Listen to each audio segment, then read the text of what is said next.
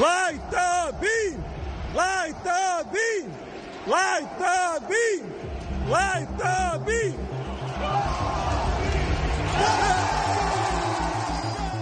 Oh, light the beam indeed. Welcome into the Thursday night edition of the Sports Cave with Biggest Puma.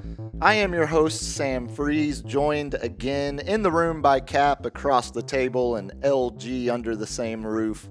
Broadcasting live on the north side of San Antonio, where, fellas, 27 days is all we have till Spurs opening night.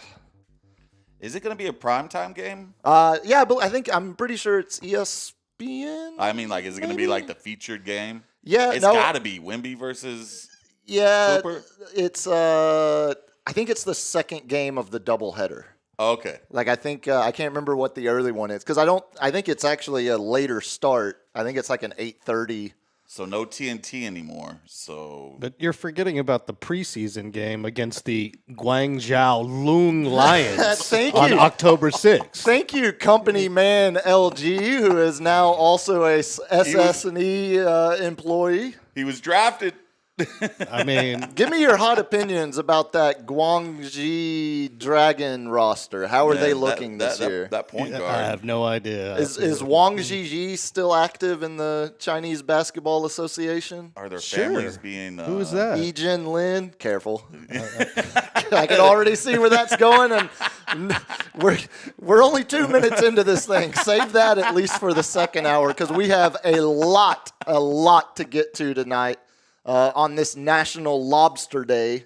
Oh, buddy. What? Rock lobster. That's a big one. Hey, man. I like a good lobster. It's also National Quesadilla Day, which naturally brings the question of, would a lobster quesadilla be as delicious as it sounds in my head? I don't know, man. It had to be a different type of cheese than like your regular Monterey Jack or cheddar. Oh, yeah. because- No. You got to. because it's a Seafood sweet, and it's cheese. a sweet seafood. It's a sweet.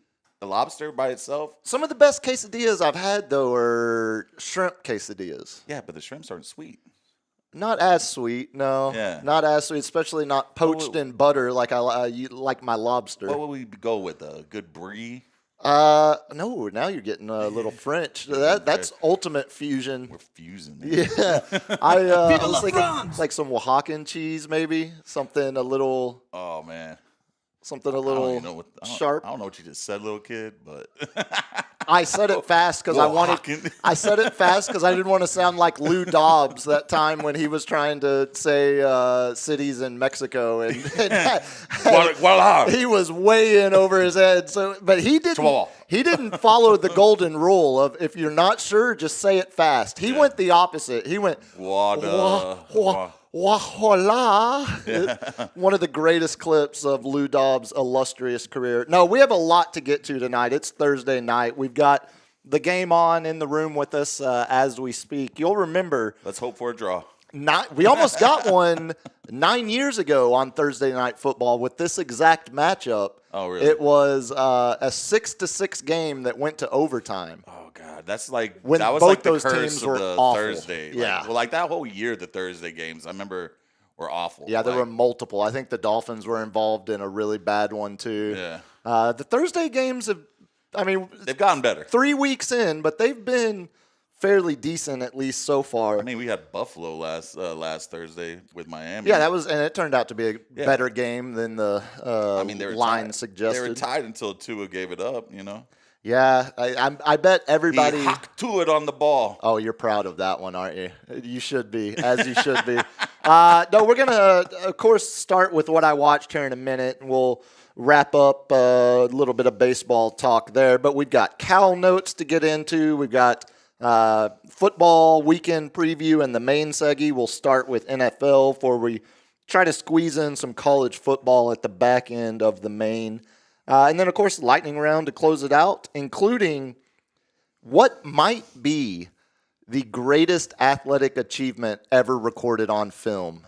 Oh, at the end of lightning round. that's high praise there, buddy. We'll see where you fall on the argument, but Every time I hear athletic achievement, like Bo Jackson just pops in my mind. see, and this is a very Bo Jackson-esque clip that happened. Like running on the wall. I'll give you a hint. like who does that? It happened on this day in the year 2000. Year 2000. That's when America went to hell, when they took Conan off. When Conan Yeah. actually, really, it was when Letterman went. That Yeah. was the last of the golden. But no, on this day in the year 2000, arguably, again, it's right up there with the best Bo Jackson clip you're thinking of right now. It's think about it I'll though. think about it. Yeah, because we've got 2 hours till we get there. Of course, we always got to start with LG, the company, the Spurs company man that he is, despite being able to give us his CBA All-Star list, definitely. First of all, congrats to LG again. We said it when he got the job, but I saw he put out a very cute official first day of work post. It was like a first day of school pic. It's exactly because what I he's thought as of. tall as a middle Oh yeah, schooler. it was real corporate. Yeah, well, real corporate bonding. you got to build that orientation culture. Picture. You got to build that culture. That's the Spurs way. That's it, right? It is, LG yeah. got introduced to it firsthand. Oh, yeah. Last night, like he tells me, I had no sexual harassment. Yep. Yeah, I'm like, probably. That's as he Yeah, explains it to me. I don't Typical know. rules. I'm not allowed to represent the company in any way whatsoever in the media. So my thoughts are my thoughts only, not anything to do with the Spurs or Absolutely. SSE. Absolutely. And Gave I up his can't. I gambling will card. no longer be able to bet on any NBA or WNBA or affiliates of the franchises at all. Like WNBA, like how's that play? Oh, I guess Silver Stars. You can bet, and they got odds Do we in still Vegas. have the Silver Stars? WNBA is owned by the NBA. So I think Yeah. that's why that Yeah, falls you can't under do that it. same. It's an affiliate. Yeah, I think that's I under like the to see same the umbrella. degenerate who bets on WNBA games. Right. Buddy, let me tell you.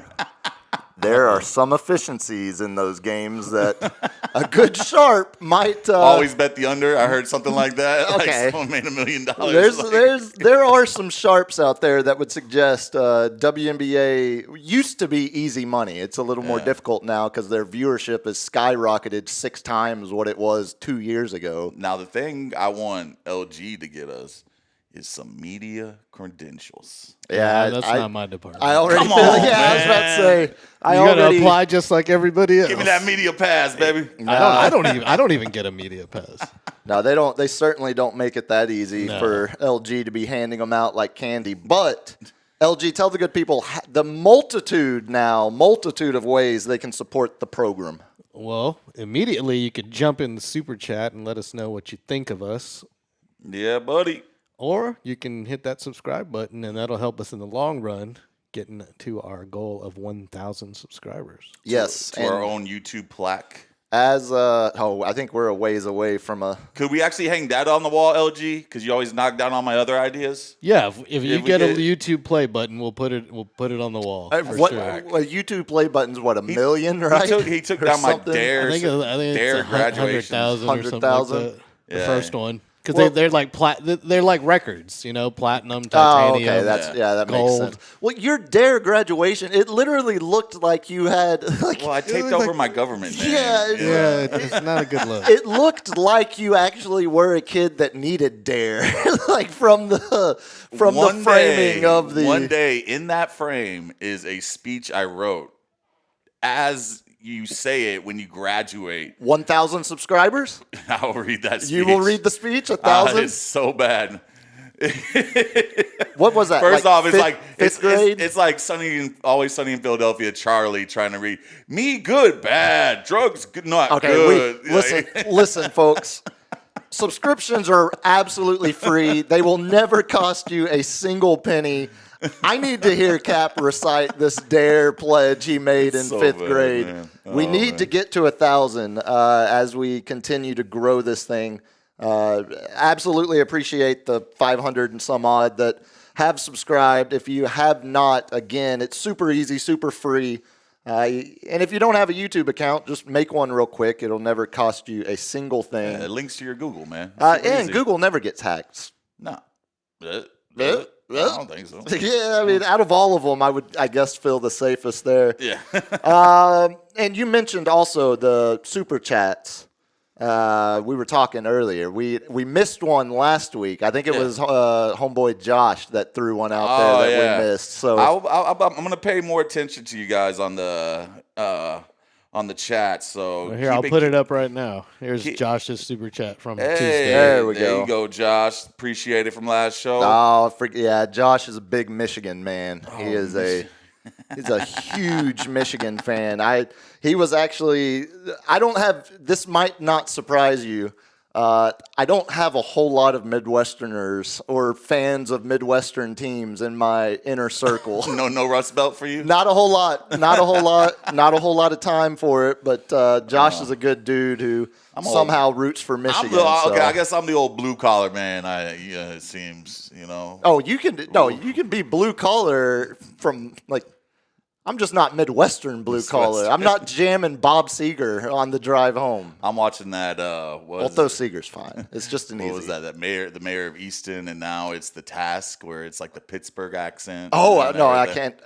It's so. I'm like, dude, that is the weird. Do they really talk like the that? hardest thing to defend Mike McCarthy about was nothing that had to do with the Cowboys. It was just, we played the football.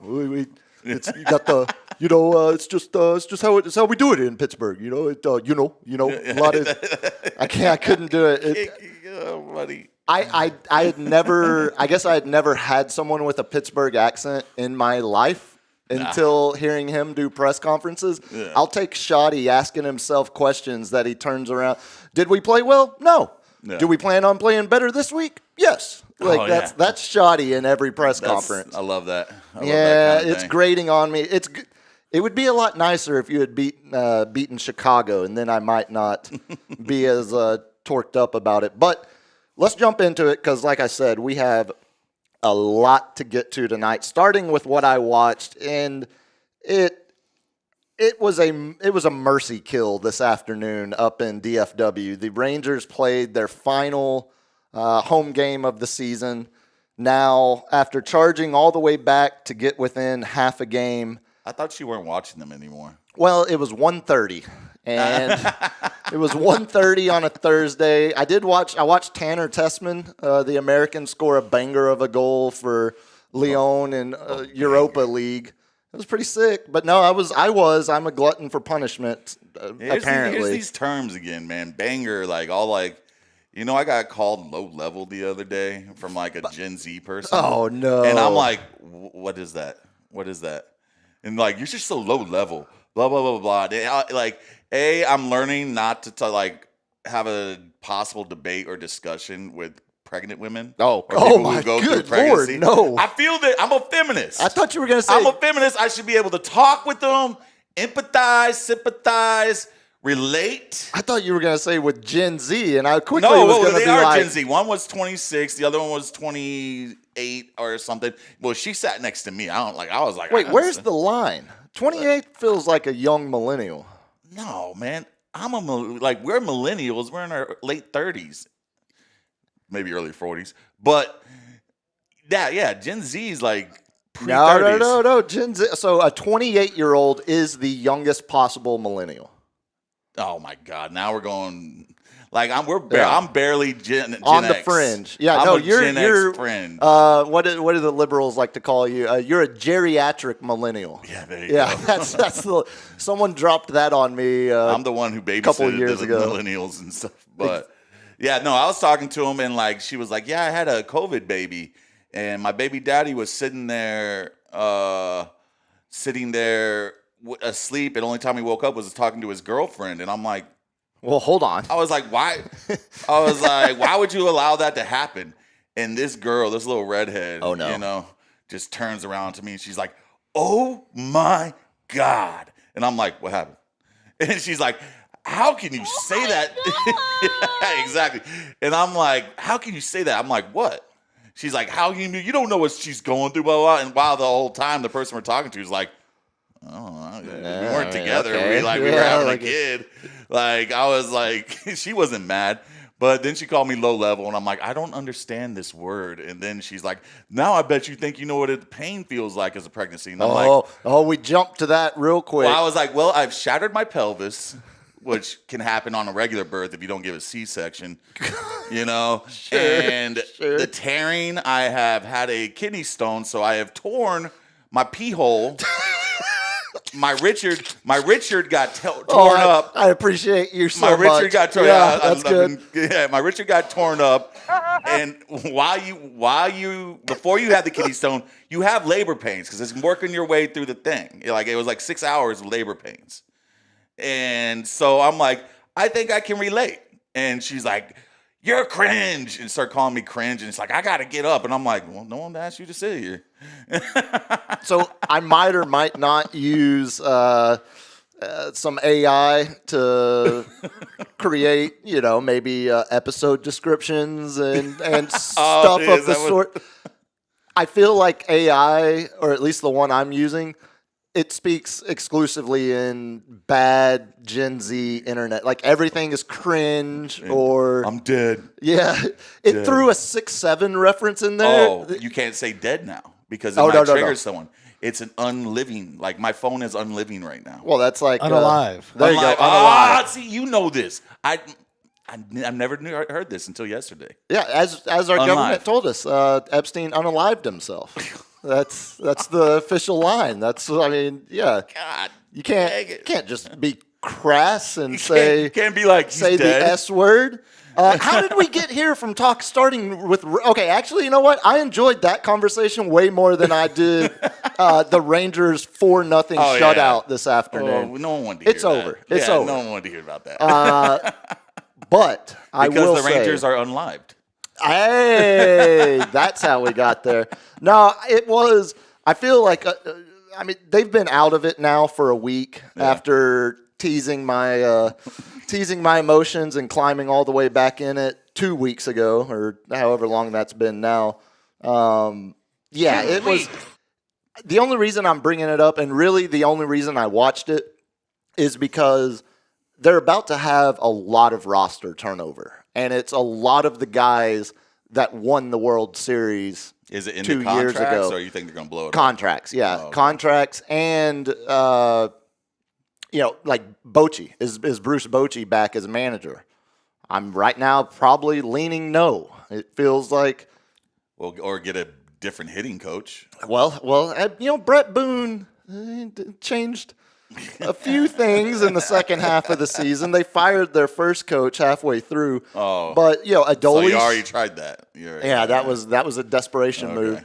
Adolis Garcia, World Series hero, Astros killer in the playoffs, absolute emotional leader of that team for the World Series run. But he had a down year. He's had a down 2 years since the World Series, and he was always a flyer of a prospect to begin with. He's, Cuban defector, had played in Japan before, exactly. He was Puig. Yeah. So he was in St. Louis before Texas. And by that point, he was already like 27, 28. When Texas won the World Series, he was 29, 30. Now we're in age 32, moving into, they're not offering him a contract. He's about to get non-tendered as soon as the season ends. So, it is, I think we've talked about it a little bit. For me, the Rangers teams that I emotionally connected with the most were the ones with Ron Washington, Michael Young leading, the early, 2010, 2011. And not just that, but the whole buildup that got them to that point. The Hank Blaylock, N. Kinsler, Teixeira, who ended up becoming the big trade piece that got them. Matt Harrison starts a World Series game for him. He was in the Teixeira trade. Elvis, he was a good Yankee. Neftali Feliz. He got his chip. He's also running for U.S. representative now back here in Texas. Buddy. Yeah, he's playing the politics game now. I don't think that's going the Democrats' If you way. want not so much, buddy. If you want a fun deep dive, search, how like a bunch of these average to spare NBA players now have big podcasts? Yeah. the same can be said for Latin American baseball players. Mm-hmm. There's a bunch of guys that you'll hear the name like, oh, I remember him. He played with the Rays for 2 years or 3 years, you know. Well, now they have big time listenership podcast. There's a whole wormhole, a whole thread of former Latin players just straight up calling Mark Teixeira a racist. Just straight up saying like, oh, no. He only did that to the Latin players. Like it was not a rookie hazing. It was like, there's, again. They're pulling out receipts on him? Democrats probably aren't going to win that seat with him running in Texas. But no. They're going to pull out those receipts and they're going to be like, even better. Exactly. I mean, why do you think he's running here? It's just the end of an era, but it feels like it was an era that even though it got the World Series, I'm not even sure the World Series team was like a top 3 favorite that was just team. Crazy. It was just out of nowhere. And they, go undefeated on the road that whole playoff run. The story was more of Astros losing. The Astros in L.A. Yeah, them getting past the Astros. Not going to the World Series. That was the whole story because it was like Arizona and Texas. Yeah, what are we doing with that? Like, how did they beat the Astros in the L.A., which had another collision course? I will say this, though, that the Rangers' offense, the first half of that year, was historically good. Mm-hmm. Until it plummeted and they were under 500 for the second half of the year and barely held on to a wild card spot. No one, I think, at the All-Star break, it was conceivable to see the Rangers in the World Series that year because of how well they had, 7 All-Stars, something ridiculous. Mm-hmm. The Diamondbacks were the team that was really like, out of nowhere. They had the pitching and the bullpen. That was it, yeah. And young Corbin Carroll starting to become a superstar, who's now a 30-30 guy. I saw him get that last week. But no, it's we're going to talk baseball, and the story obviously is not the Rangers, but I had to mention at the top of it. Yankees about to get the division. Are you? What's the update on that? We are tied, but the Toronto has the tiebreaker at 7-5. And I do not know what the score of the game is with Boston. They're having the last game with Boston. We are having the last game with Chicago White Sox. We're up 5-3. And if we win one more, we have to win one more because they own the tiebreaker. Our last series is against Orioles. Their last series is against Tampa, and Tampa is actually playing good right now. So I think So do you want the Blue Jays to win against the Red Sox or lose right now? Lose. Okay, they're I'm winning. Rooting for Yeah, that's why I was about to. It's a weird position to be in. So gross to say, but Toronto's winning 6-1 right now in the 8th, in the bottom of the 8th. So it looks like that's. I said before in the last these last 2 series, we have to win out to win it, and I think we have a 1 game. I think Tampa can take 1 game from them, and we got to sweep the Orioles. Then we get the first round bye. You have clinched a spot at least, though. Yeah. Boston's still waiting to clinch a spot. Oh, and New York media, and all the old Yankees in the fashion, why are we celebrating a playoff berth and blah, blah, blah, blah. That's never our goal. And, come on, man. This was a tough year, man. Injuries, Garrett Cole going out at the beginning. All these rookies starting, actually doing good. Yeah, who was so going back to the 2023 year when the Rangers clinched their playoff spot. Yeah. The division was still open for them to win it.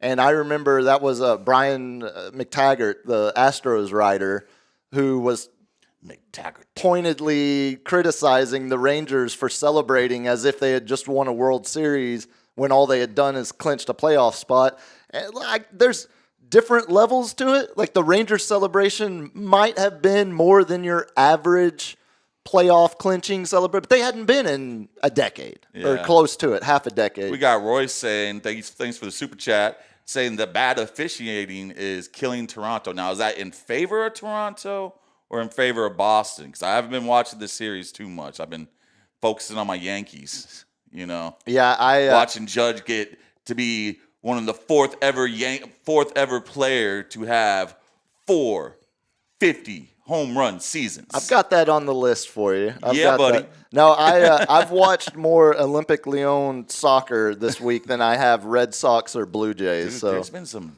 like top 10 sports centers. There's been some soccer shots, man. Yeah, there's been some, that's what I was. Yeah, a little bicycle kick. A banger, one might say. No, it's looking at the story with the playoff push right now is the fact that in the last week of July, as teams are trying to decide, are they buyers, are they sellers at the trade deadline, you look at the standings, what they looked like the day of the trade deadline. Cleveland was 15 and a half games out of the AL Central lead. 15 and a half in the last week of July. They've got 2 pitchers that had been suspended with the gambling probe.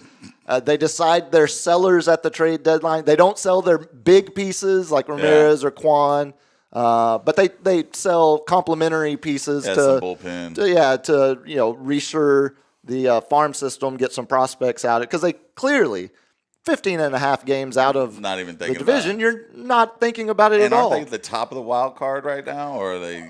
How about I tell you on September 1st, they were still 10 and a half games out of first place.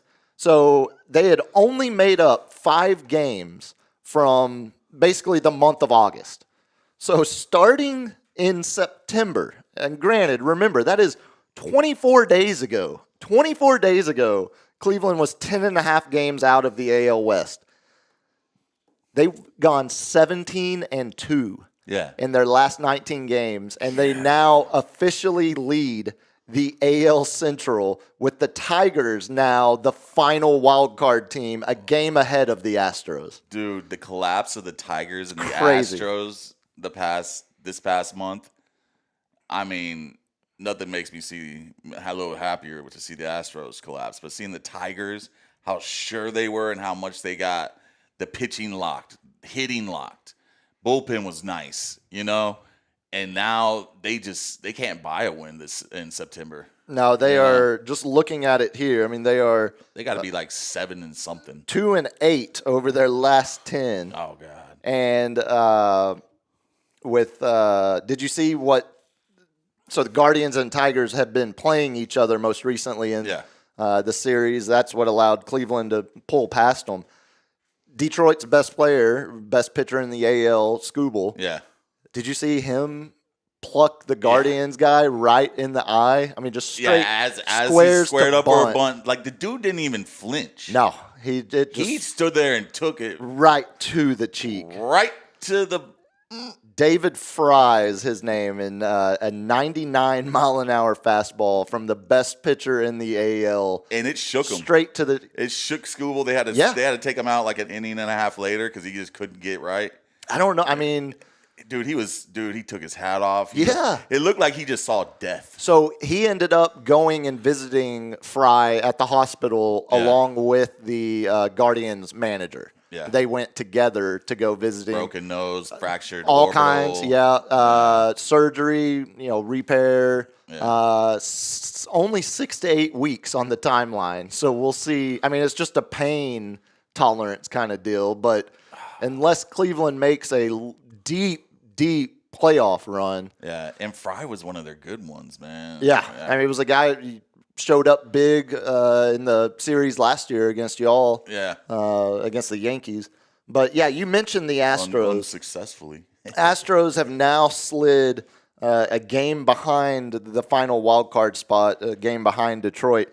And, I'm going to talk. I'm hosting Andy's Uncle Andy's show tomorrow, and Bartlett is a big Astros fan. So I'm curious to, pick his brain of exactly where he pinpoints the downfall. But from what I've seen, on discussions online regarding the Astros, it feels like a lot of the fan base is upset, mainly about the lack of movement at the trade deadline. Yeah, but also the shift because the lack of movement is being blamed on the big free agent contracts they've given out recently that haven't really, showed up. Abreu was a huge miss for them. Yeah. Hader was better this year, good this year, but had the injury and has been out for most of the second half now. Joe, shout out to James with a $20 super chat. Hey, good dude. Shout good out to dude, James. LG, man. Congratulations on the job. But, hey, man, appreciate it, man. Keep it coming. Roy's had a good deep dive. Detroit is 1-10 since they did the Trump dances in New York. Oh, that's okay. I feel like you can always. How do you do a stat? How do you know a stat like that? Good job, Royce. So there's some liberal baseball nerd out there. Oh, how can I find a way to tie this back to Trump? Oh, here. Right. The resistance. I was like, I've heard it, like I hear enough of that guy. Yeah, no, it's. I feel like someone of the other leaning could easily look up because soccer players were doing. Although, well, no, Pulisic has scored in like every game so far this season, so you could argue. Thursday. What is that next Thursday? San Fran in LA. We're just gonna do all. That's the Thursday night game next week. Yeah, we're just gonna do all NFC West Thursdays divisional games. I wonder if there's some connection to like schedule weighting. Where like WEIGHT, like weighting. Yeah. So if it's less of a advantage for if every team in the division has to do it back-to-back weeks, maybe that's their logic there. But I mean, that's not like this game. It seems like they're doing heavy in the beginning for some and heavy at the end, and then like a lot of middle games for other divisions. But like seems like.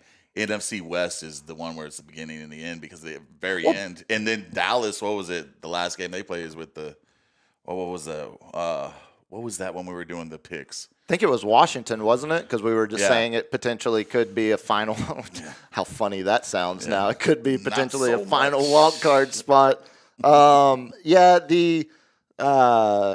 This game that we're watching now, the Thursday night game, it feels like both of these teams are 2-1, but I feel way better about one of them than the other. Oh, yeah. Well, I mean, since Concrete Connor went out, like, way to jinx my fantasy football player there, buddy. Yeah, that doesn't help their case whatsoever. Seahawks, I mean, what was it? They said they stopped putting them on prime time in home games because they would just blow everybody out because they had such an advantage at home. What, back with the Legion of Boom years? Yeah. And it used to piss something off on Pete Carroll, like royally piss him off, and I'm like, yeah.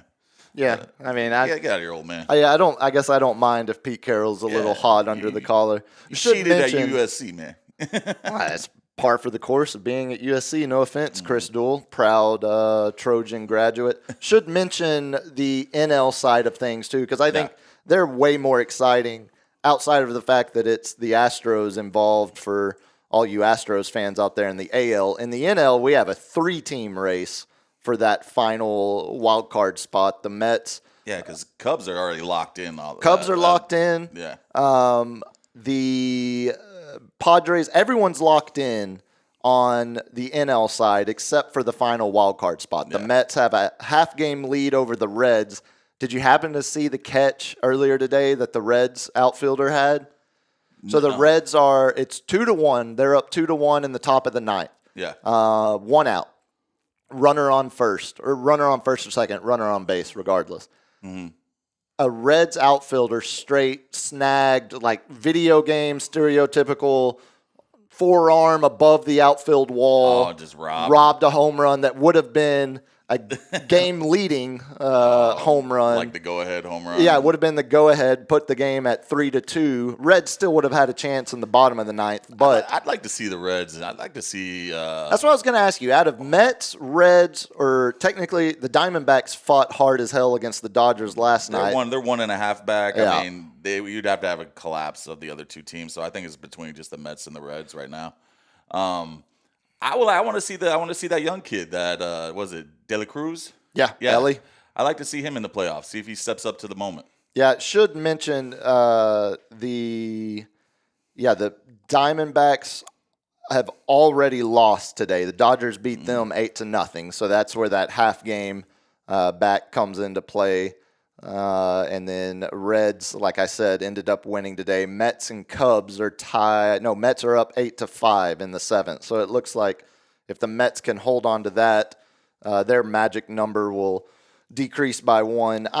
What did I see? Between the Mets, Reds, and Diamondbacks, I agree with you. I wouldn't mind seeing Ellie De La Cruz. I wouldn't mind seeing young talent, Hunter Green out there with Cincinnati. Obviously, Arizona, you know what they can do if they can just get into the playoffs. Referencing 2 years ago where they're the final wild card team, make the run all the way to the World Series. But all that being said, not just to make Walter Pasacreta happy, but I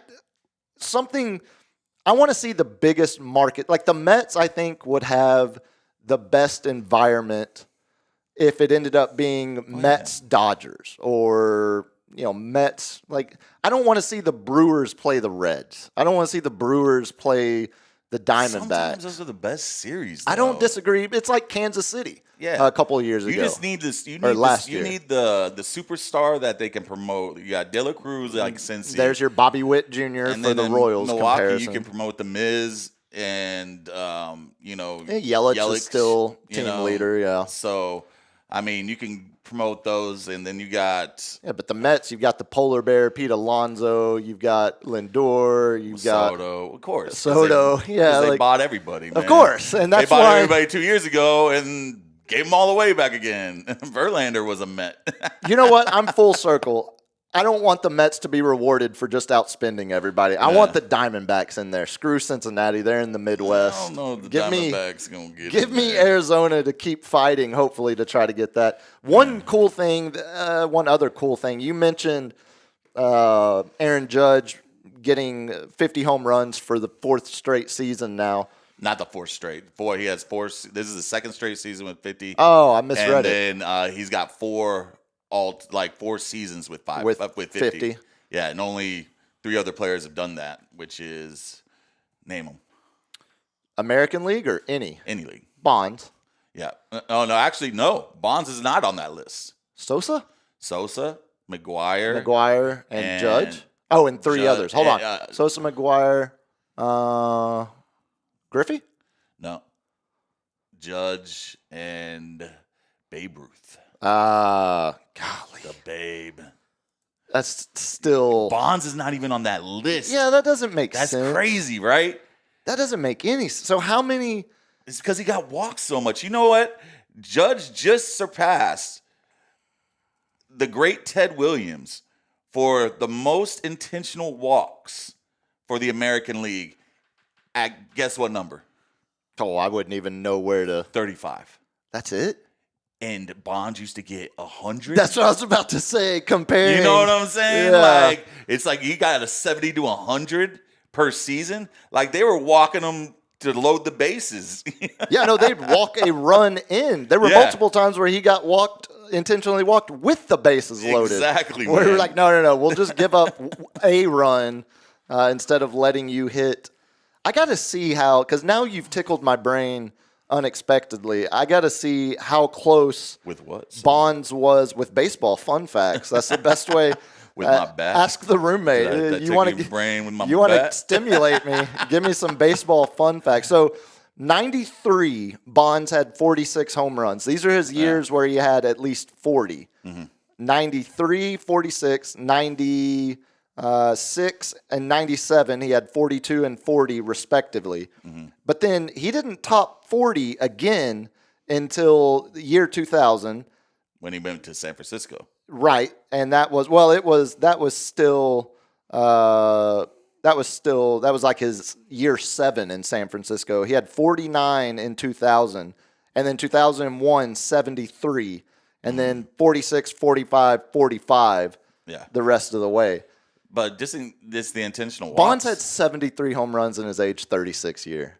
What are we even doing calling him the home run king? Like he didn't even have 54 other seasons. I don't know. Like he's the home. I mean, he was just steady. He was just steady 30, high 30. Like he was a 30-30 player who took steroids for a 5-year run allegedly and set records with Selig's permission. Of course, because baseball was dying and they needed something to entertain the people. And then chicks dig the long ball. It just shows you how much steroids Sosa and McGuire just were pounding.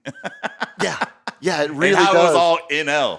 Yeah, did you see how all this was NL? It also shows you how impressive a guy like Griffey was to keep up as much as he did during that era of hyperinflated home run numbers. Speaking of Mariners, though, we did have other history made last night. LG, you have that radio call I sent you? Hey, thanks, James. Appreciate you. $5 on the super chat. Maybe he goes by Hamas, like the Colombian soccer superstar. Oh, I do not know, man. No, I just know Jesus. There's going to be a solid argument, Jesus Cristo. There's going to be a solid argument among baseball writers of how do we not give Cal Raleigh the MVP, even if we're looking at switch that. How do we not give Judge the MVP? Well, that's from your perspective. I'm saying from the perspective of seeing a catcher, a position that affects the play more than anybody as a fielder. But he's not a top 10 catcher. He just set the record 48. He has 48 home runs, 48 of his 60 now coming in games where he was catching. That's 5 more than the closest guy, Javi Lopez, back with the Braves. He's carried the Mariners to their first division title since 2001. With an Astros collapse. Sure. With an Astros collapse. But I'm telling you, what do baseball writers love more than anything? Narratives. They like to paint the picture. They romanticize the game, romanticize the story, romanticize the players. A guy named Big Dumper. That's pretty. Who's dropping major league? Where's your romance there, buddy? He's dropping major league references. He's by position setting records, but Judge is setting records in whole while playing a solid right field and one of the best arms in the game. But MVP this year is not about it's not about Judge's 4 years of 50 home runs. It's about Judge's 51 now and Raleigh's 60. You've always got a flash in the pan with guys who go like crazy. I think Cal Raleigh absolutely is just that. The longevity of Judge. So here's the numbers real quick. The numbers WAR. I bet it's not. I haven't looked. Let me guess. WAR on the season? Yeah, for Raleigh. Throw out a number. 7.5. 7.2. Okay, I'm pretty decent at this. WAR for Judge. I would honestly say 9. 9.3. Yeah, okay. All right, games played. 155 for Raleigh, 148 for Judge. He has more games played. Yeah, but that's a push. Plate appearances, 687 versus 662. Hits, 144 to 173. He's going to win the batting title this year. For all the league, he's the best Judge. He's the best hitter in the whole league. And Cal Raleigh's average is below 250, I believe. Exactly. Yeah, I'm with you. And home runs, 60 for 51, but Judge got intentionally walked 3 times this game today already. So which I just said, he's getting intentionally walked. He broke the record for the American League. Raleigh's not getting intentionally walked. Then you got RBIs. Raleigh's got him 125 to 109. Stolen bases, 14 to 12. Batting average, 248 to 328, which is now bumped up to 330 for this game. On base percentage, 361 to 455. Slugging, 598 to 681. OPS, 959 to 1.136. Yeah. And OPS 172 to 213. Yeah. Those are astronomical numbers, man. I don't disagree. And let's add the narrative of no one's had a beginning season ever like him. He had to go through a major slump to win a batting title. And still lead the league in 6 other freaking stats. All of the numbers are on your side, but what are baseball players notorious? They wouldn't give Mariano Rivera a unanimous. A Cy Young. Oh, yeah. There has to be one guy. He's the only one. Oh, yeah, that's right. It was Jeter that was. Yeah. It was a Boston writer. Of course. But that's what they're baseball writers. That's what they do. They look at all of those stats you just said and said, No, I like my narrative better. And my narrative is going to be that Cal Raleigh just became the 4th player in AL history to hit 60 home runs. Somebody on Yankees Twitter put out one of the wives is friends with one of the writers, and he's from the writers' consensus, they're all saying Judge. So I'm curious. I'm curious. I will give you this.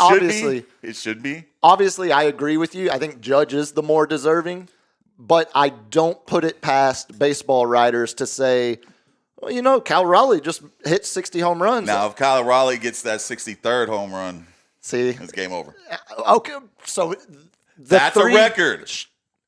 Sure, that's a record. But also he's set because the we're record. already teetering right now. So if he gets the record, I can see it that is the overall record that you say would put him over the top. Okay, well, last night, this is what, with my Rangers falling out of it, I got to admit, I played a lot of Ken Griffey Jr. baseball growing up. Like, the Mariners have always been they were always a sexy team. Yeah, it was great. It was Jay Buhner, Edgar. Young A-Rod. Young Griffey. The King, the pitcher. John Olerud as well. Randy Johnson. What was it? No, he recently. King Felix. King Felix. Yeah. Oh, Felix Hernandez. He was a beast. So Dan Wilson is their manager. He was the catcher in 2001, the last time they won the division. Edgar Martinez is the hitting coach. Yeah. Obviously, we know how big of a role he played in that division championship in 2001. Something about seeing those two guys in the dugout managing the Mariners, and the scene there last night as Cal Raleigh had already hit his 59th home run early in the game. Mm-hmm. He ends up smashing his 60th home run as the crowd – I won't even run it, because if you haven't heard this, it is – look. I might have heard it. You're going to have to deal with it, because I'm dealing with it, because this is the team that is winning the division and keeping my Rangers out of the playoffs. You have this, LG? 40,000 chanting MVP. Got a little off on their chanting there. Fly ball to right field. Number 60. Yep. Pretty awesome moment. If it wasn't raining last night, they were chanting MVP pretty ferociously when Judge hit his 50th and 51st home run 2 games ago, yesterday. That's crazy that yesterday they both got multi-home run. It's pretty sick. Yeah. It was a good night for the MVP argument, because it feels like you can't give the MVP to a nickname Big Dumper. Oh, I think look at that dump truck he's carrying. I think if anything, they got the Trident. See, this is. Look, I agree, but you know what? It kind of like when you. That's very Yag of him. Kind of like when you argue momentum being something that actually affects the outcome of games. He's waking up the city. I believe stupid crap like that amongst the players, like when the Rangers used to do the antlers and stupid stuff. Like we had Kevin Pillar, who started the year with the Rangers before he retired after they released him, openly talking about how the Rangers had no locker room culture. The guys didn't talk to each other. A lot of the dudes warmed up and did their own routine by themselves. Corey Seager, no cohesive, nothing that binded the team. Like when they won the World Series, Hedges, the backup, the third catcher, was putting the number of wins they needed until the World Series on his butt, on his ass after each game. And they baseball's stupid like that. You're with these guys 2/3 of the year, playing 160, 180 games if you make the World Series. You need stupid things like the home run trident and stuff like that. And it's hard to argue against the results, because that stadium was wild last night as he was hitting number 60. I mean, you can do something like the Yankees have that, hey, you're like running around almost like a soccer type thing. Look at college football. UNT's doing the Stone Cold celebration with Liquid Death. Oh, God. Ole Miss has the turnover slam dunk, the turnover hoop, where Lane Kiffin was throwing an alley-oop to a player last Saturday. It's all for the gram. It's all for the gram. Kind of like you're saying, the falsehood of momentum. I think the falsehood of team morale stuff like this It does actually matter. You don't think that chanting and that momentum behind him when he's up at bat, when the MVP, I think it gets to then juice him a little bit and I think just like charge that both ball. ways. I think it gets to the pitcher and probably causes him to miss his location like he did. Yeah. And also gets to Cal Raleigh to think, oh man, I'm about to put the piss and hit the piss out of this ball. Yeah. You know. I'll tell you the biggest. What was it? It was Game 5, 2013, with the Spurs when we ended up losing that year, but it was with when they changed the last 2-3-2 format they had, which they changed because of us. Ginobili went off in Game 5, and I've never heard a stadium or a center or anything loud, the vibration, just everything shaking. That was like, it just like, you just felt like an out of body experience, like all chills all over. I still get chills thinking about it. You know what I'm saying? It's like, that would have been a great place to be, you know? Like, yeah, that stadium sounded loud. Yeah, it's and a fan base. You know, the Mariners. Maybe it's that cold air up there in Seattle that just makes the it a Mariners little louder. Only possibly right on the water. They've only won the AL West 95, 97, 2001, and now 2025. So they've waited 24 years to get that division back in that division banner back in Seattle. That's all time? Mm-hmm. With AL West. Oh, so they were like, what were they before? Were they NL? No, they were. What were they before? I mean, they've been AL West for most of those. Rangers just dominated it for years. Then Athletics dominated with Giambi. Really? Again, like we talked about the other night, remember, the Astros have won this division like 11 out of the last 12 years. They have been, it's been their division. They have passed the flag. Yeah, well, we'll see how long that actually lasts. Did you see the kid who caught that 60th home run ended up giving it to a kid out there in the stands? Yeah. Oh, man, I'm like, yeah, I'm going to need that back, kid. Yeah, that's what I was Give me that ball right back. It was a grown man that caught it. Raleigh needs to give me about $50K for this ball. I'm not going to juice him too much, but $50, $100K for the 60th home run ball for you? That only seems... I'll take that. Yeah, that only seems fair. I'm not going to be like the guy who's like, I want $1.5 million, or I'm going to put it up for auction, and like, I'm not going to be that guy, you know? I don't know. If we're talking... I'm juicing him a little bit. If it's like record-breaking home run... That's got to be 60 for a catcher? I'm holding out for... the pain. Yeah, hell yeah. You're like, Absolutely. This is my retirement. Like, brother... I know how much you're signed for the next 5 years. Like, I'm not asking for a lot, percentage-wise. Just give me a little bit of that. By the time we get in here next Tuesday, the season will be over. Yeah. Right? Yeah. But 5 year, what? Well, the baseball. The season? Yeah, so the next time we got because there's only... That's it. Yeah. That's it. So Tuesday. We will be in...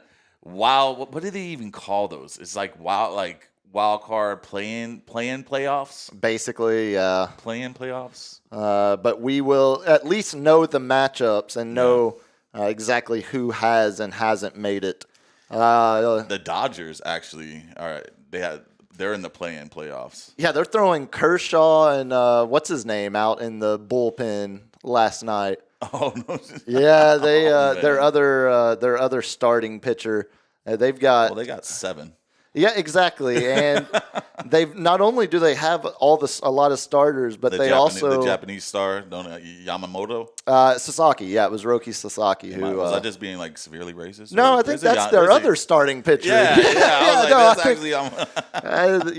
the Asian players love to play on the West Coast. Sorry, LG. Yes, apologize. You want to mark it? Mark it. Here we go. Let's get into some Cal notes as we shift gears, get into some football talk. You mentioned, starting with, this is going to be one of the games we pick. If you remember, we're picking 5 games a week now. Yeah. And after week 1, you were up 3-2. You got 3 out of 5 correct. I got 2 out of 5. Mm-hmm. Of course, we'll pick Cowboys each week. We'll pick Niners each week. We'll pick the game of the week each week, or the best 2 games. Yeah. And then last week we had the roommate pick a number. This week we'll have LG pick a number, and that'll be our 5th game. So LG, you are now my roommate. With that being, yeah, it's actually, y'all would be so cute. Hell no. Y'all would be so cute together. Such a. I'm the big spoon, baby. I'm the big spoon. such a bear and cub relationship. Cowboys 6.5-point dogs at home, and that might not even be big enough. They're gonna get routed. No, like I always like to think these are like the catch 'em games, like how I picked Chicago. Like everybody thought Cowboys were gonna go up there and put it on Caleb Williams. Maybe if Green Bay hadn't lost to Cleveland last week, I might be able to talk myself into. No, Micah's just gonna break Dak's other leg, dude. So Micah did say Micah went basically it's gonna hurt me more than it hurts you, talking about how he's like I don't want to have to do it, but you know if I get to Dak, I got to take him down. It's gonna be weird, Oh no, he's gonna love it. Yeah, I think so too. I think he's been wanting to take him down for years. Yeah, smiles and glory holes. Hard to argue that you're wrong there. You mentioned Tuesday night we were talking about how Dak ranks, how he stacks up now compared to where he was going into last week's game with the what are we calling the adjusted EPA PFF and PFF rating. Yeah, basically all it is how well the quarterback is performing, taking away the pressure, and grading location and accuracy of where the ball. Yeah. This is how weird this season has been already. So Dak fell from number 1 to number 2 on that list now after last week. Oh, buddy. But number 2. Do you want to take a guess who number 1 and number 3 are? Baker, number 1. Nope. Number 3? Nope. But he's leading in all this. But he's not. It's not an efficient. It's Daniel Jones, number 1. Daniel Jones, number 3. Number 3. Yep. All right. So number 1. I'm gonna go with. I know it's gonna be something tricky. It is. It absolutely it's is. Something tricky. Herbert. No, he is actually playing on this TV screen right to the right of us. Sam Darnold? Sam Darnold. Check down Darnold? Yeah. Oh, buddy. So it's Darnold, Dak, Indiana Jones. See, this is why I don't like just kill those stats. Get another source. They're very, Get another source.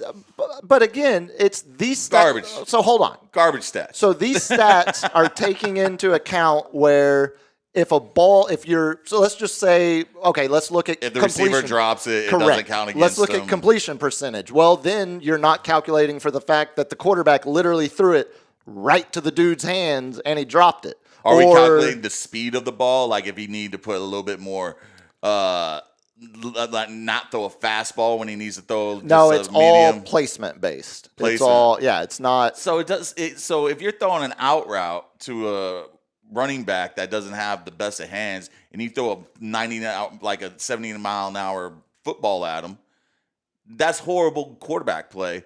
But even though you put it on him, that's too fast. You need to put like a 40 mile an hour that's fair. touch pass. That's fair. Yeah, if you're blasting a dude like Uncle Rico, then you probably should have that count against you if you're looking like Arch Manning. So it's adjusted for pass protection, receiver drops, dropped interceptions, so meaning it would count it as it should have been an interception, fumble recoveries, interception returns, and it gives credit for expected yards after the catch only. What about wrong? And accounting for defense face. Wrong route running. I mean, I saw Lamar just lose his crap. So that's a funny one. Because he, like that dude, like what was it?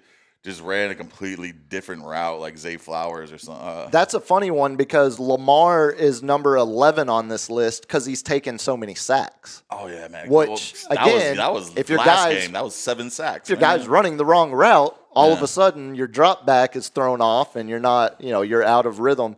But just for the weirdness of this year so far, I will tell you, there's another outlier in the top 6 because after his one game played as the starter, Tyrod Taylor is number 6 on this list. So Don't take it as the gospel whatsoever, but it does give you an idea. What is Russell Wilson on that list? So funny you ask.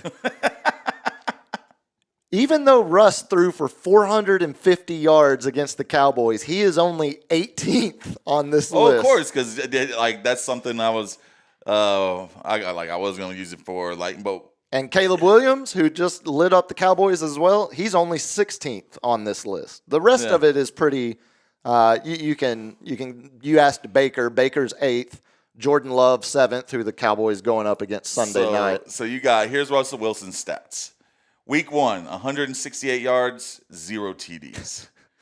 Week 2, 450 yards, 3 TDs. Oh, wow. Revival. Week 3, 160 yards and 0 TDs. Oh, and week 4, who is he going up against? He's going against that bench. Oh, yeah, he's holding the clipboard. That bench, baby. Yeah, look, we can start with that.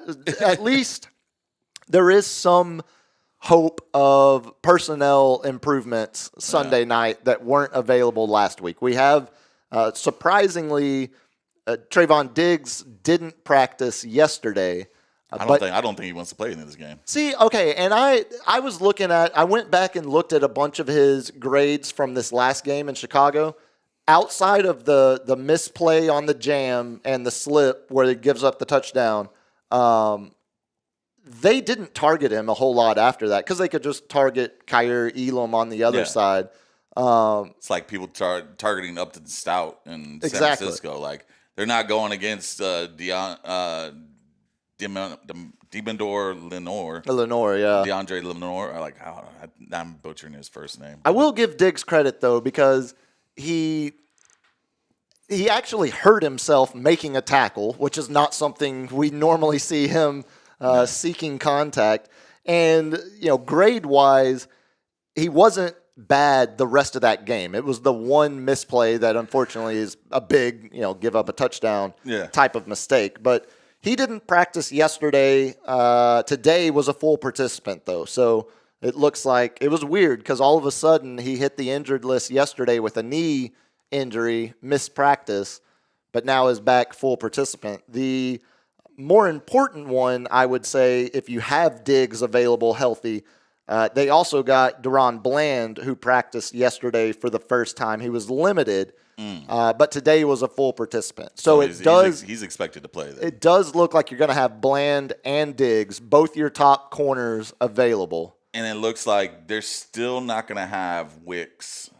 Not Wicks, but they're not going to have one of their top people that went out with a dislocated shoulder. Not Dobbs. Packers? Yeah, it was like there was one of the three. Well, the most important name I saw is their starting right tackle, Zach Tom. He's going to miss the game again, which, granted, we saw the Cowboys go up against a third-string tackle with the Giants and couldn't get pressure. We saw them go up against the Bears' offensive line and get even less pressure. So I'm taking Josh Jacobs for 150 yards and 2 tutties. See, okay, that's a good question too, because the Cowboys haven't. Everyone, it feels like there's been a rush to say, oh, but they have been stopping the run, and I think there's some balance here of they're doing well at stopping the run. They're like barely top 10 in the league.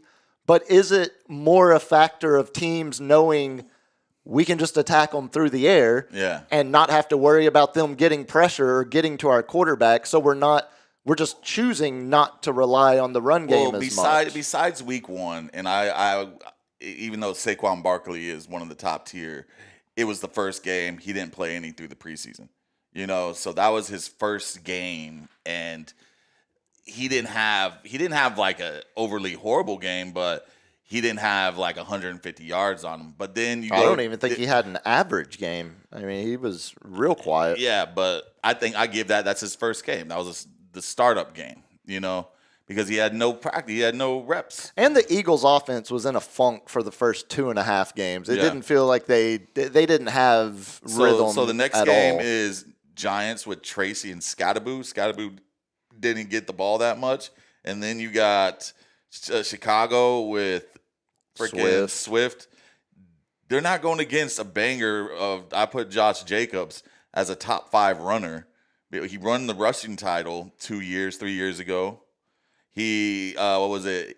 In the last 4 years, he's top 3 in yards and touchdowns with Henry and like a McCaffrey. Maybe not a McCaffrey, but like one of the other big names. I think the question to me will be, what is the Packers' chosen plan of attack? Because if they do, there is an argument to be made. If you run heavy, that sure it definitely was going to wear down the Cowboys' defense, but it also, if the Cowboys' defense has any strength right now, that's playing into their strength, and not only that, it's also slowing the game down. So the Cowboys are backtrack on that a little bit. The Cowboys are looking at the only way right now they can win is if they have 10, 12, 13 play drives, and they actually are running the ball well with Javonte Williams, and they are down CD, who's not going to be available. It would be a better strategy to go up fast to make Dak have to pass the ball. That would be where my thought is. So they can let the pass rush. And then I was like, second half, I'm retreating on that because Jordan Love didn't have a good game, so they want to get him a good game. But Josh Jacobs especially when you know you probably can. Yeah, Josh Jacobs didn't have a good game, so it's like I think it's going to be a very balanced attack, but I think they're going to look to score fast. So there will be big plays, especially with the emotions of the Micah return, and it's the Packers Cowboys is always. Look for those big plays after turnovers, man.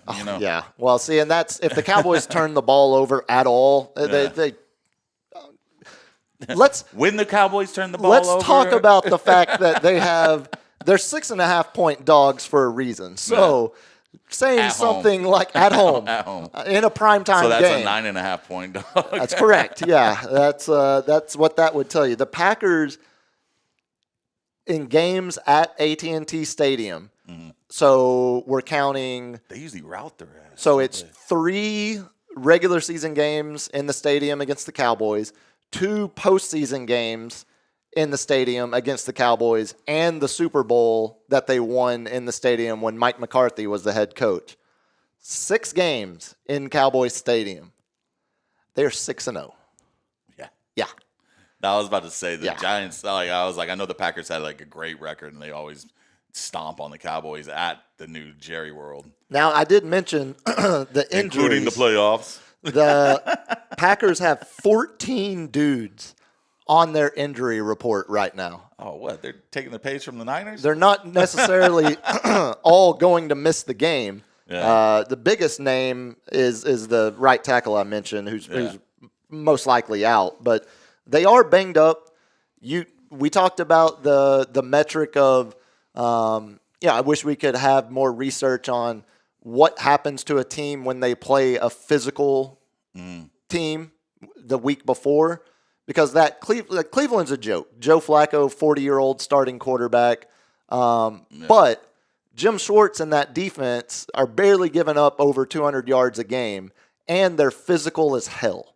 And Myles Garrett absolutely abused the Packers physically last week, along with the rest of that defense. So, again, 14 guys are on the injury report because they just got their ass beat on the scoreboard and physically against Cleveland.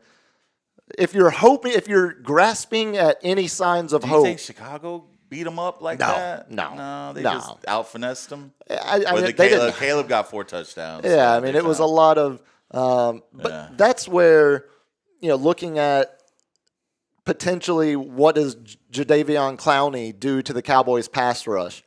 If the fact that you're bringing in a guy off the street to play in a game in week 4, and he might be your best pass rusher you have on the roster. So he's going to suit up this game for the Cowboys? It looks like he is set to make his debut. Yeah, he's going to wear number 42, which is unstable for what was that? His Pee-wee football number as a linebacker? I think there were 2 other numbers that he wanted, but he couldn't convince the guy, he couldn't change. Yeah. So he went at his interview, he said he did it in honor of Jackie Robinson, actually. Oh, wrong sport, buddy. Or he might have 42 might have been the last number available, and then he was like, oh, okay, Jackie Robinson. You weren't catching a big enough paycheck to pay him, dude.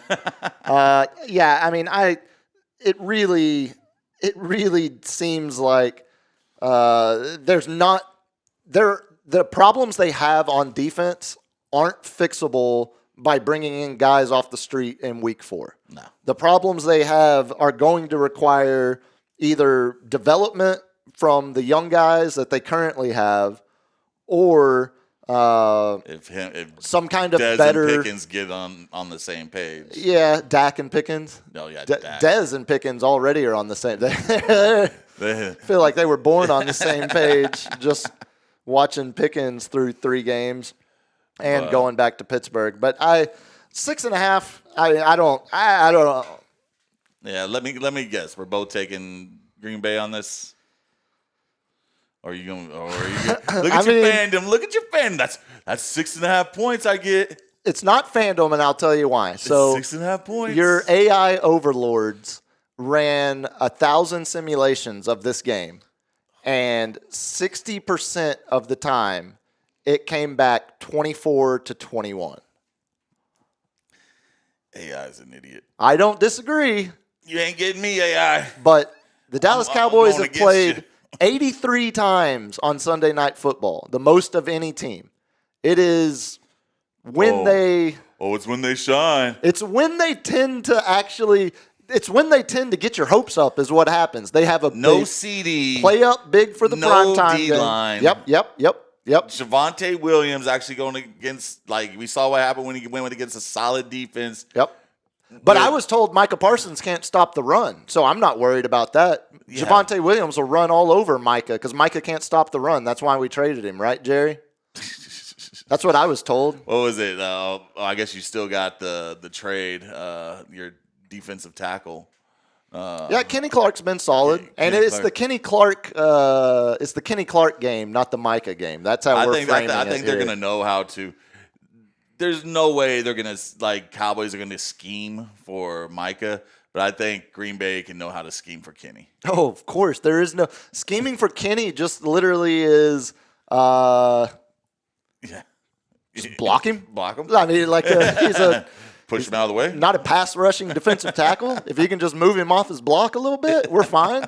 It sounds like you are solidly taking Packers minus 6.5. And that hurts because some of the people that annoy me the most are Packer fans. Now they're second on my list. Behind Dallas? Yep. Yeah, I figured. My brain is telling me. Oh, pick them. You got to get one up on me, man.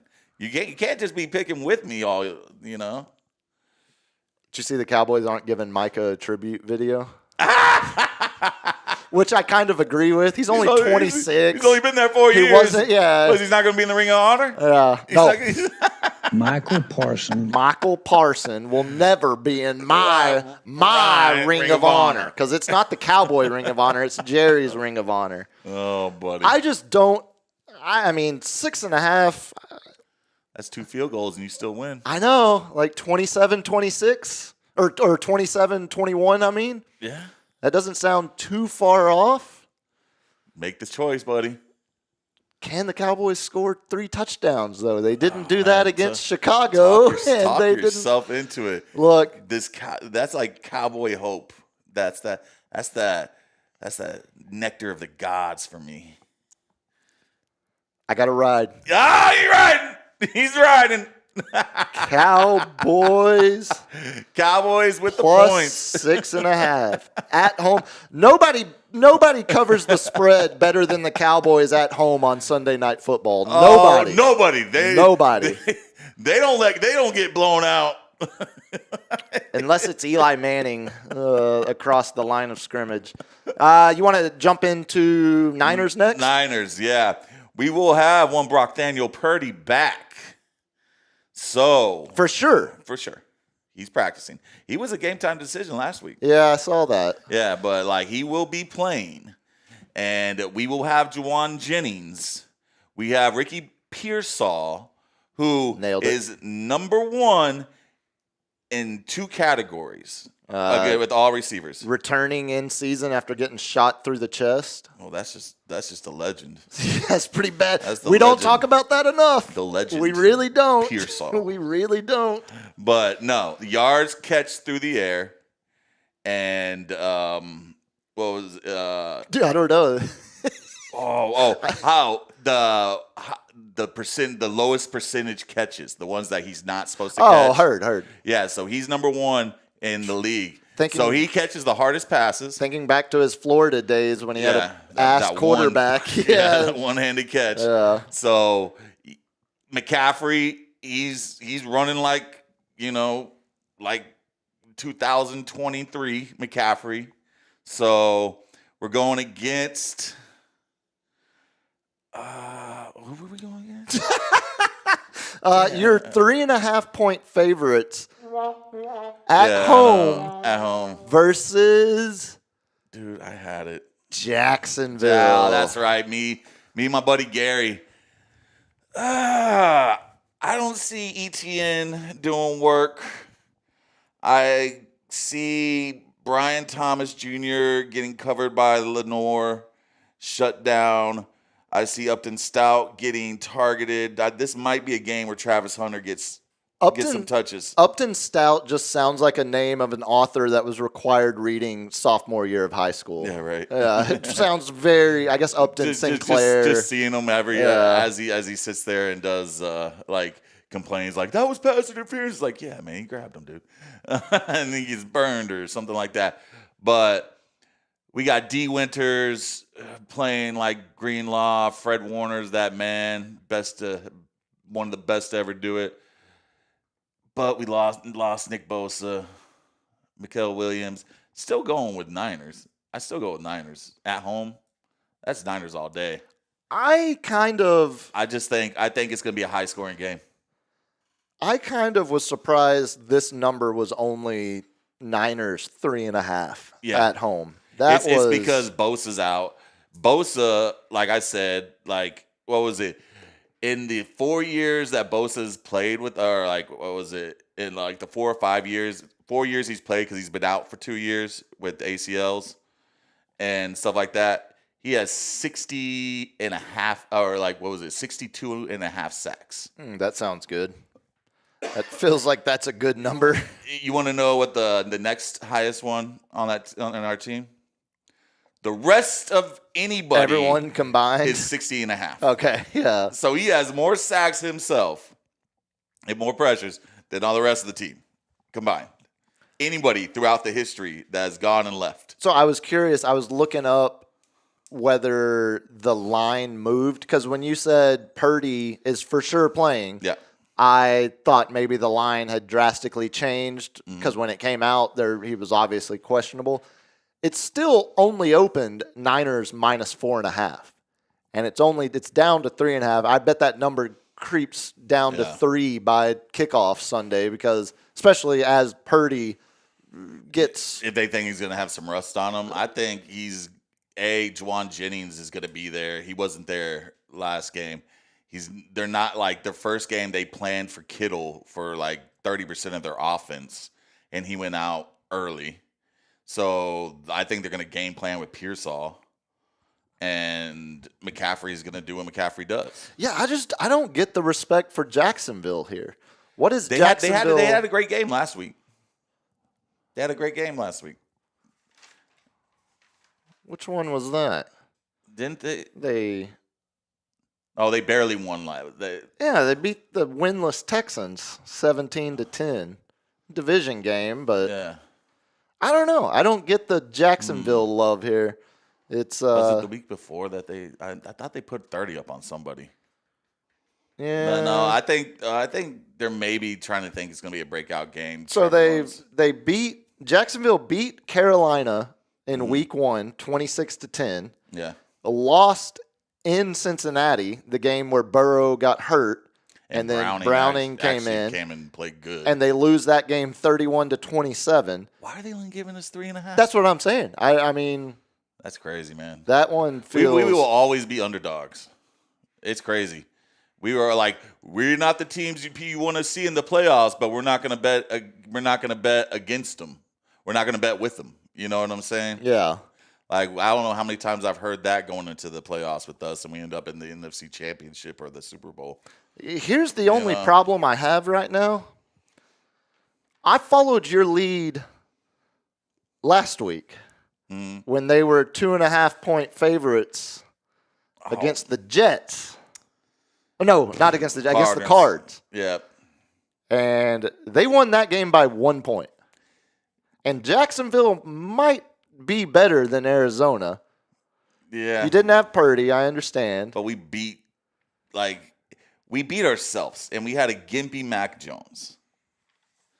We didn't have Juwan Jennings. We only had Pearsall. This feels like a game you win by 3 points and don't cover. Yeah. I'm trying to talk myself into going against you on this one too, because here's the deal. I feel like my Cowboys one is already a loss, but I'm taking a chance. I'm risking it. You gotta double down, then, baby. You gotta double down. Look, if Vegas is telling me you take the split on the blackjack. Jacksonville only 3.5. If this number, if it was still the 4.5 it opened at, I'd probably go Jacksonville. But I can't. You can, yeah. I can't. I gotta follow your lead and take. I mean, we beat ourselves with penalties galore last game. I mean, we had a safety because we held it. Yeah, that was a bad. You held on the goal on the 1 yard line. And if you had just held on to him there and taken him down, you wouldn't have needed to hold again in the end zone. It's the fact that he same held guy. twice. Exactly. If you're going to hold the first time, do it while you're still out of the end zone before you have to hold again to save Mac Jones. So we're still saying even if it's a squeaker, the Niners are going to win, but it's if they cover. Yeah, that's the. I think maybe it's the last second field goal is what I think their Vegas is thinking. That's what scares me. But I'm following your lead. If the Niners, if we lose this again, I might reconsider. The Niners just like to get my blood pressure up. They feel like a team that wins a lot of games but doesn't cover a lot of spreads. That was the Yankees. Feels like they just squeak by, do just enough. Not so much this year, but I remember what was it last year? It was just so many games we had to come back, or we're just barely doing it. But this year it was just our bullpen just letting 8 runs go. And it was it's a blowout after the 7th inning. Yeah, that's a hard way to win baseball games. So far, you took Packers, I took Cowboys, we both took Niners. The game of the week. Oh, James, you're killing me. He goes, put a Cowboys hat on them. Well, we beat ourselves, saying that's what the Cowboys say. No, the Cowboys just suck, man. We're actually good. Jerry Jones beats the Cowboys. Yeah, Jerry Jones. So in that way, they do beat themselves by having. I'll put on Jerry Jones' wig. Yeah. We beat ourselves this week, but we still won. That's the difference. We won, but we could have beat ourselves. Minor detail. Game of the week, I think it's pretty clear to me which one it is. Undefeated Eagles at undefeated Bucks. Woo! You want to take a guess on this line? What's the home team? Because I know you haven't seen it unless you saw it somewhere else. Because I don't look at lines, and you don't look at the run sheet. Oh yeah, LG, did you get the run sheet today? Yeah, you didn't send it to me. I know, LG, you got it though, right? Oh yeah, I got it. You know what segment, what's coming up, what video to have ready, what we're gonna to talk about next. I like to not know what's coming up. Well, Where Eagles is it at Tampa Bay. At Tampa. Take a guess. Tampa 1.5? No. No? They still got the Eagles winning? Dude, they're giving Baker Mayfield 3.5 points at home. Oh, brother. It is Eagles minus 3.5. That defense is good. Tampa's defense is not something to joke about. Tell me why Tampa isn't the second best team in the NFC so far. Oh, Baker's just he's loving that. You gave him hate juice. You gave Baker a field goal and a half. Some nightmare fuel. At home against a team that he's already going to be hyped to go up against. A potential statement early season win. Eagles looked good last week. They finally opened things up. Second half of that game last week started Smith. Looking more like the Eagles that we know. Saquon still hasn't popped yet. Although Vita Vea is a hard person to try to put up yards against, and that whole Tampa Bay defensive front. Now, I think Mike Evans might be out. Yeah, hamstring again. But Poor guy. But Godwin, full participant. Full participant. Yeah. First game. And then you got the young buck Ibuka. Ibuka. I saw. Yeah. Again, don't go full Lou Dobbs. Don't go slow because that's how you get yourself into trouble. Yeah, I saw Mike Evans now at 7 straight seasons with a hamstring injury. Just brutal. Just and brutal. he still gets 1,000 yards. He still gets 1,000. It's even more impressive now. Yeah, man. What's up with this hammies, man? Do some yoga. I think when you're 6'5" and built like a tight end but can run like a wide receiver. I get it, man. I'm 6'5". My hamstrings hurt. Yeah, but you and I aren't built like an O-lineman. Yeah, come on, bro. I'm built like an offensive analyst up in the booth. Damn. I know, it's crazy. I want to. Should be a great game. I just want to hiccup pick the Bucks, But I'm thinking, like why do they have them? Like it's a home game for them. If it makes any difference to you, it is a noon kickoff. No, because they're both East Coast teams. Yeah, doesn't matter a whole lot. Yeah, so it seems it's also going to be the heat of the Tampa Bay weather. Kickoff right at noon. Baker's used to the heat. Oklahoma kid. Eagles might not. Texas kid. Eagles haven't traveled. Yeah, and Eagles are full healthy though. Right? Or any key injuries? Off the top of my head, I don't think so, right? I can't think of any big ones. If there is, they still got apologize to LG and yeah. Schoening, Eagles fans. Yeah. Do you know if any injuries there, LG, or do you even keep up with your No, team? they've outside of Zach Bond being questionable, there's not a whole lot. Jack Campbell, questionable. Oh, man, I went against the Eagles last week. Should have won. Or no, that's Jahad Campbell. Jack Campbell. Should have won. Detroit. I went against them. Should have won. And I'm going to go against them again. Oh, that's right. We should refresh. This was the block field goal to the big man running in a touchdown, screwing my points. And that game was in Philly. Yeah, that was at the Link. So the Eagles were 3.5-point favorites at home last week against the Rams, and now they're 3.5-point favorites on the road against Tampa. Vegas loves LA a lot more than they love Tampa. That's something to think about. I don't know. As Brett Musburger would say, some folks out there in the desert might have something to say about that. Yeah, they definitely have some West Coast bias, it seems like. Kind of seems like it. It feels like massive disrespect to Tampa. And I think Baker's going to eat that up. What quarterback thrives more? I'm at home and you're not giving me the 3. Like, you're basically saying I'm a 6.5-point dog. On a neutral. On a neutral field. Like, they're going to beat me by a touchdown. Yeah, I don't see that one. But they did the tush push as many times as how many times they do it last week? They didn't shy away from it. No, again, they didn't get flagged for anything while other teams did. As they clearly shown in replays, the guard shooting off early. Yeah, and I saw a bunch of people rushing to be like, well, everything looks like a penalty when it's in slow motion. It's like, no. You can tell that's a penalty. You can tell they're firing early, real time. Yeah. Like the slow motion just makes it even worse. It's like a 3.5. Philly minus 3.5. It's like a teenage kid at a swimsuit contest.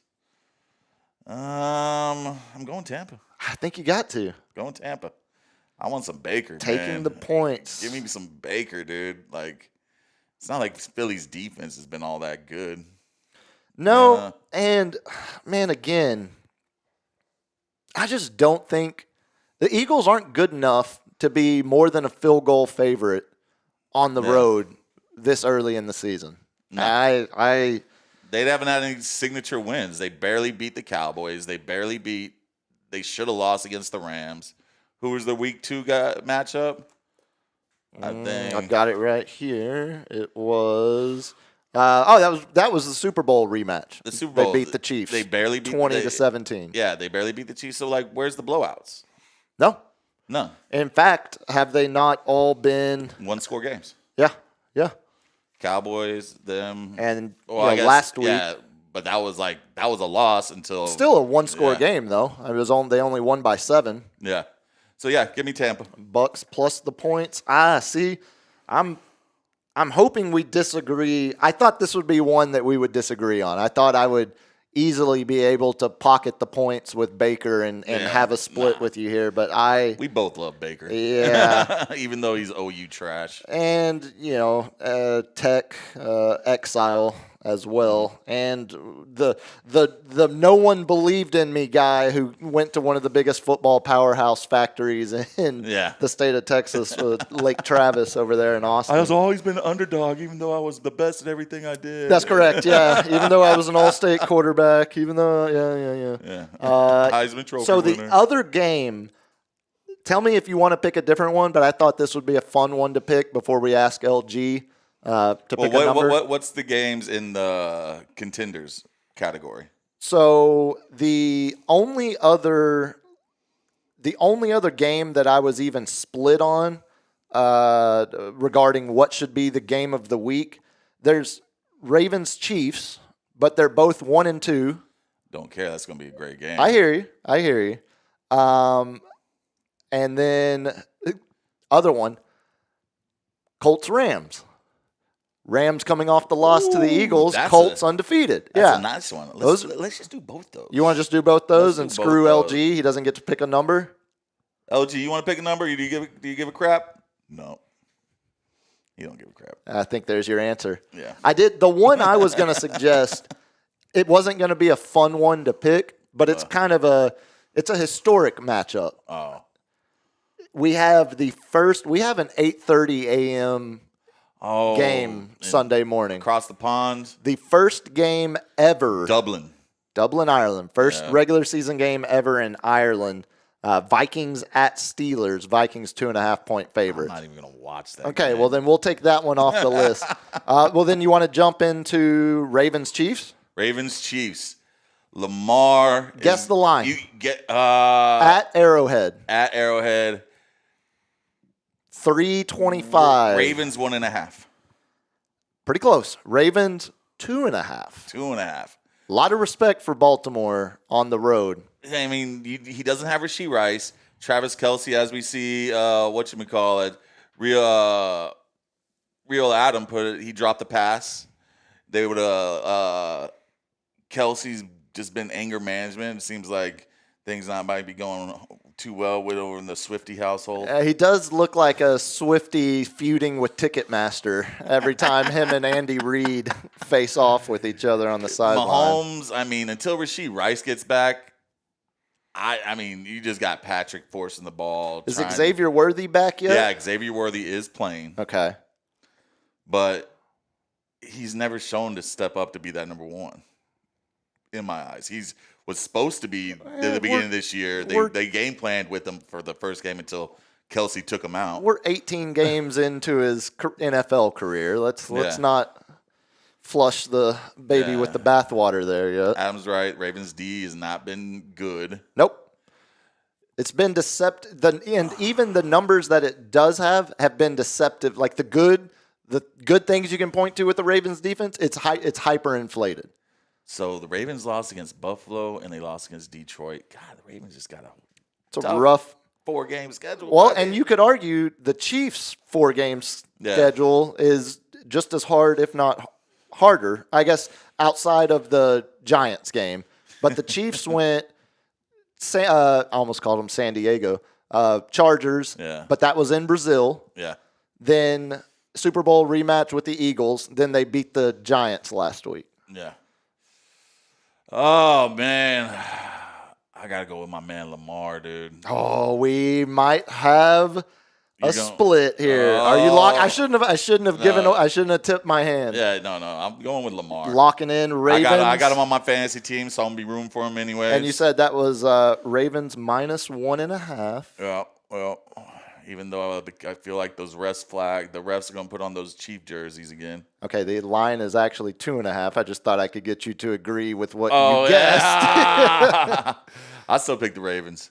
I think Derrick Henry's pissed that he's fumbled 3 times this year. He's going to go beast mode. Leading the league in fumbles. Which is another one. Help me out, chat. Someone in a keeper league suggested I trade Malik Neighbors for Derrick Henry.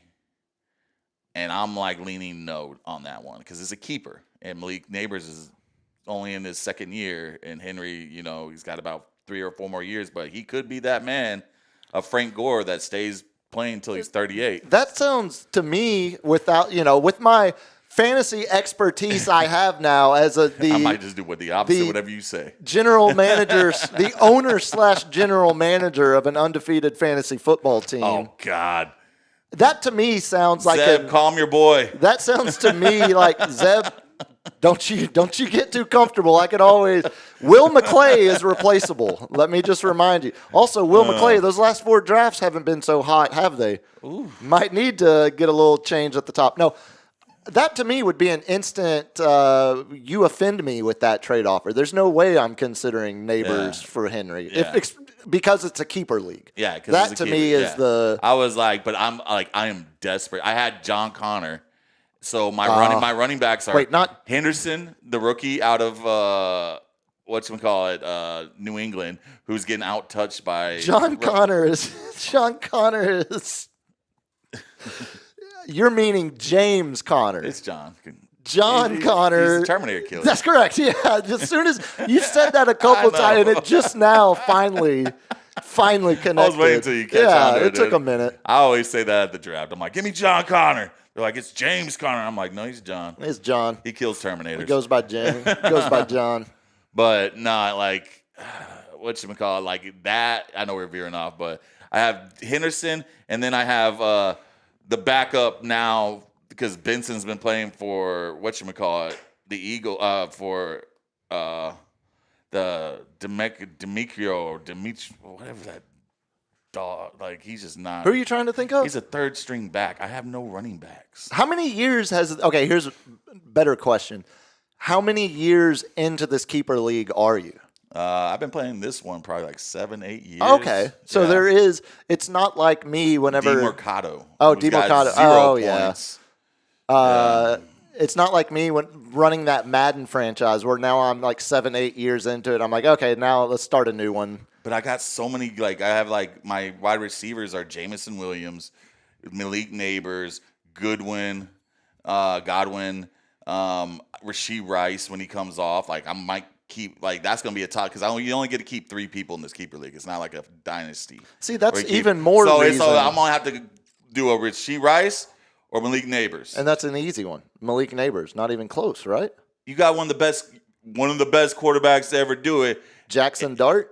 No. Oh. Patrick Mahomes. Oh, that guy, yeah. Throwing to Rashee Rice versus Jackson Dart. We'll see how that works out. Yeah, but Rashee. He's playing for. I feel like Rashee Rice could. What's he going to do? He's get suspended. He's 6 months away from leaving a Lamborghini in the middle of a toll road again. Like I wouldn't trust Rashee Rice with a keeper league spot. He's a wild card. Let's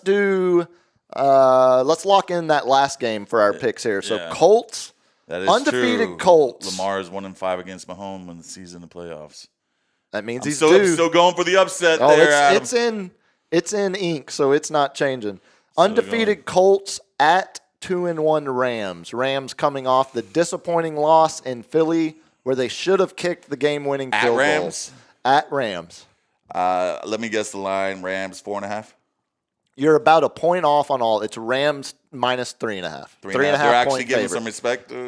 They putting some spect on his name on the Indiana Jones. I think it. I can't say Dimes anymore. That's his New York. No. We're past Dimes. It's Indiana Jones. Does the sequel match the original? I'm telling you. Eventually, we're going to get Kingdom of the Crystal Skulls, and I think that might be premiering in Los Angeles. Out in Hollywood. I don't know, man. With the points, it's my fandom not wanting to pick the Rams. Sure, because of the NFC West bias. But John Taylor, yeah. That's what I was going to say. Jonathan Taylor, he's looking good. All the talk about the Colts has centered around the career revival of Daniel Jones. Tyler Warren. Daniel Jones isn't doing what he's doing if Jonathan Taylor is not. Oh, yeah. The play action is working perfectly. Yeah. And it's and he's also catching the ball. And Danny out of the backfield. And Danny is running. Yeah. He's flying down the sidelines. You know what I'm saying? So it's like always been an incredibly underrated runner. Yeah. As someone who watched him way too much when he was at Duke. 3.5. So how many are we split on these? So right now we've only agreed on one, right? We have agreed on two. We are split on two, and we've agreed on two. So you get to pick first. You want me to go first? Yeah, I picked first last time. I feel like the Colts are a facade. Eventually, we all know that. But sure, maybe not. We thought the Vikings were a facade with Sam Darnold last year. And that might be what we're looking at. We might be looking at a 14-3 Colts team in a weak division. But they're not playing division. That's right. And I think the Rams edge, specifically their pass rush, their edge rush, I think is going to be what finally brings Daniel Jones back down to a more realistic. Who do they got? Verse, Gerard Verse on one end, and what's his name on the other. Their pass rush has been I know they're really, really good this year. But I haven't heard any big injuries out of Indy. Haven't heard any big injuries. I think hasn't there been some line injuries out of L.A. So the only Colts have a couple linemen questionable, but it doesn't look like anyone big is. Here's my thing with the Rams. Gonna miss. The Rams, like, besides the Eagles game where like they score, I mean the Titans, they barely beat the Texans. You know, are they starting to get in the flow with Puka? And, you know, Devontae Adams has been eating. He's listed as questionable, by the way, but I think he is playing. He's probably going to play. Yeah. Oh, Marvin Harrison Jr. with the touchdown. Yeah, that's better than quitting on the route like he did in the first half. Yeah. Garbage touchdown. I don't think the Colts are going to be able to run against one of my favorite named football players ever. South Carolina high school kid, ended up at the University of Texas, Mr. Poona Ford. No. Tell me there's a better name for a 6-foot-tall, 300-pound defensive tackle. Poona. He looks like a Poona. So you're going Rams. I will pick first. I will put my pick on the board first, and I think the Rams win this game by more than a field goal. I'm gonna say this is the Temple of Doom. Give me the Colts. Yeah, you think we're still? I think we're still in the adventure. We're still in the '80s Indiana Jones movies. Yeah, we're still riding the adventure. I think they're gonna go 6 or 7-0 and surprise people, and then they'll finally get that loss. So you were getting 3.5 points for that. Okay. Yeah, Matt Gay, he's looking good. The kicker. Well, I mean that could be what separates it. So we got under. They've only punted one time in the past 3 games. We'll burn through the rest of the league slate real quick. We're under 6 minutes. I'm trying to hype myself up for this in the Thursday night Indiana football game. Seahawks still winning 20-13 over the Cards. Yeah. Jaden Daniels still unsure whether he's going to play for Washington. They travel to Atlanta. 2-1 Commanders versus the 1-2 Falcons. Falcons coming off an absolute bottoming out embarrassment, 30-0 loss to Carolina. Man, they got to get right, man. They got Bijan, one of the best in the game.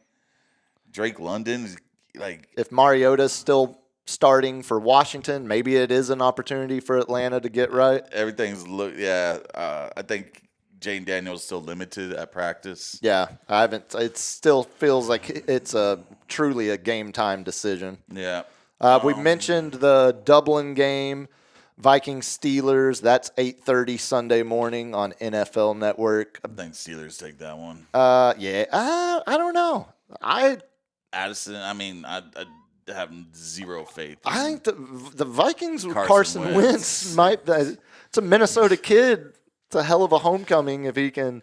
I don't trust. He's a redhead in Dublin. Look, as someone the age of Aaron Rodgers, traveling 8 hours on an airplane is not good on an old man's body. That man had a hyperbolic chamber in that flight. I think I'm going Vikings there. Saints at Bills, that's a no-brainer. Yeah. 0-3 versus 3-0. Of course, Saints are going to win it. Browns at Lions is now right. Exactly, that's how the NFL works. Lions are just their defense is clicking. Lions at home. Browns riding high off that win against Green Bay. They might be riding a little too high. You want to guess the line on that one, though? So you just watched Cleveland beat Green Bay last week. I still say Detroit 7.5. 9.5. 9.5. Big number. Yeah, because they're going to straight destroy Flacco back there. We might see Shedeur Sanders at halftime. We might see Dylan Gabriel first. Gabriel, whichever. Something should be said about the Browns. I was reading an article earlier today. Every single one of their most recent draft picks have all contributed now in a substantial way, except for Gabriel and Sanders. Every other pick they made in this most recent draft is Judkins looked great in his debut. Good. What he go for like 94 yards? Yeah, man, he was solid. No, he is an NFL running back. He's a starting fantasy player every week. You got to start him. But Jerry Jeudy. Yet to go off, do anything. Again, he is Joe Flacco is your quarterback. But Flacco and him had connection at the end of last year. The last 6 games, Jeudy decided some championships. Oh, for fantasy, yeah. I think maybe the difference between 39-year-old Flacco and 40-year-old Flacco might be significant. Panthers at Patriots. Who cares about that one? Patriots. Yeah, I mean it's a big number. You saw the Panthers beat the Eagles by 30 last week. Take a guess on the number. What? Oh, wait. Panthers at Pats. Panthers at Pats. Pats 4.5. 5.5. 5.5. Still higher than I would have guessed. Yeah. Undefeated Chargers at winless Giants. Jackson Dart making his first NFL career start. Jackson throws a pretty ball. He's like, I feel like I haven't heard good things about a quarterback since Herbert was a rookie. Oh, let's not get crazy. Jackson Dart was a upper average SEC. I mean, did you see him during the preseason? Yeah, again, like when he's going against lit up those stat lines. When he's going against guys that are working in call centers now. I think him with the LSU kid and the neighbors. And he's got Scatterboo out there scatting around. Which have you seen him? Like he yells around the locker room. Wheels off. Yeah. Again, a guy. I think a baseball team needs a guy like Scatterboo. Yeah. I don't know if an NFL team necessarily appreciates that nearly as much. I don't think there's.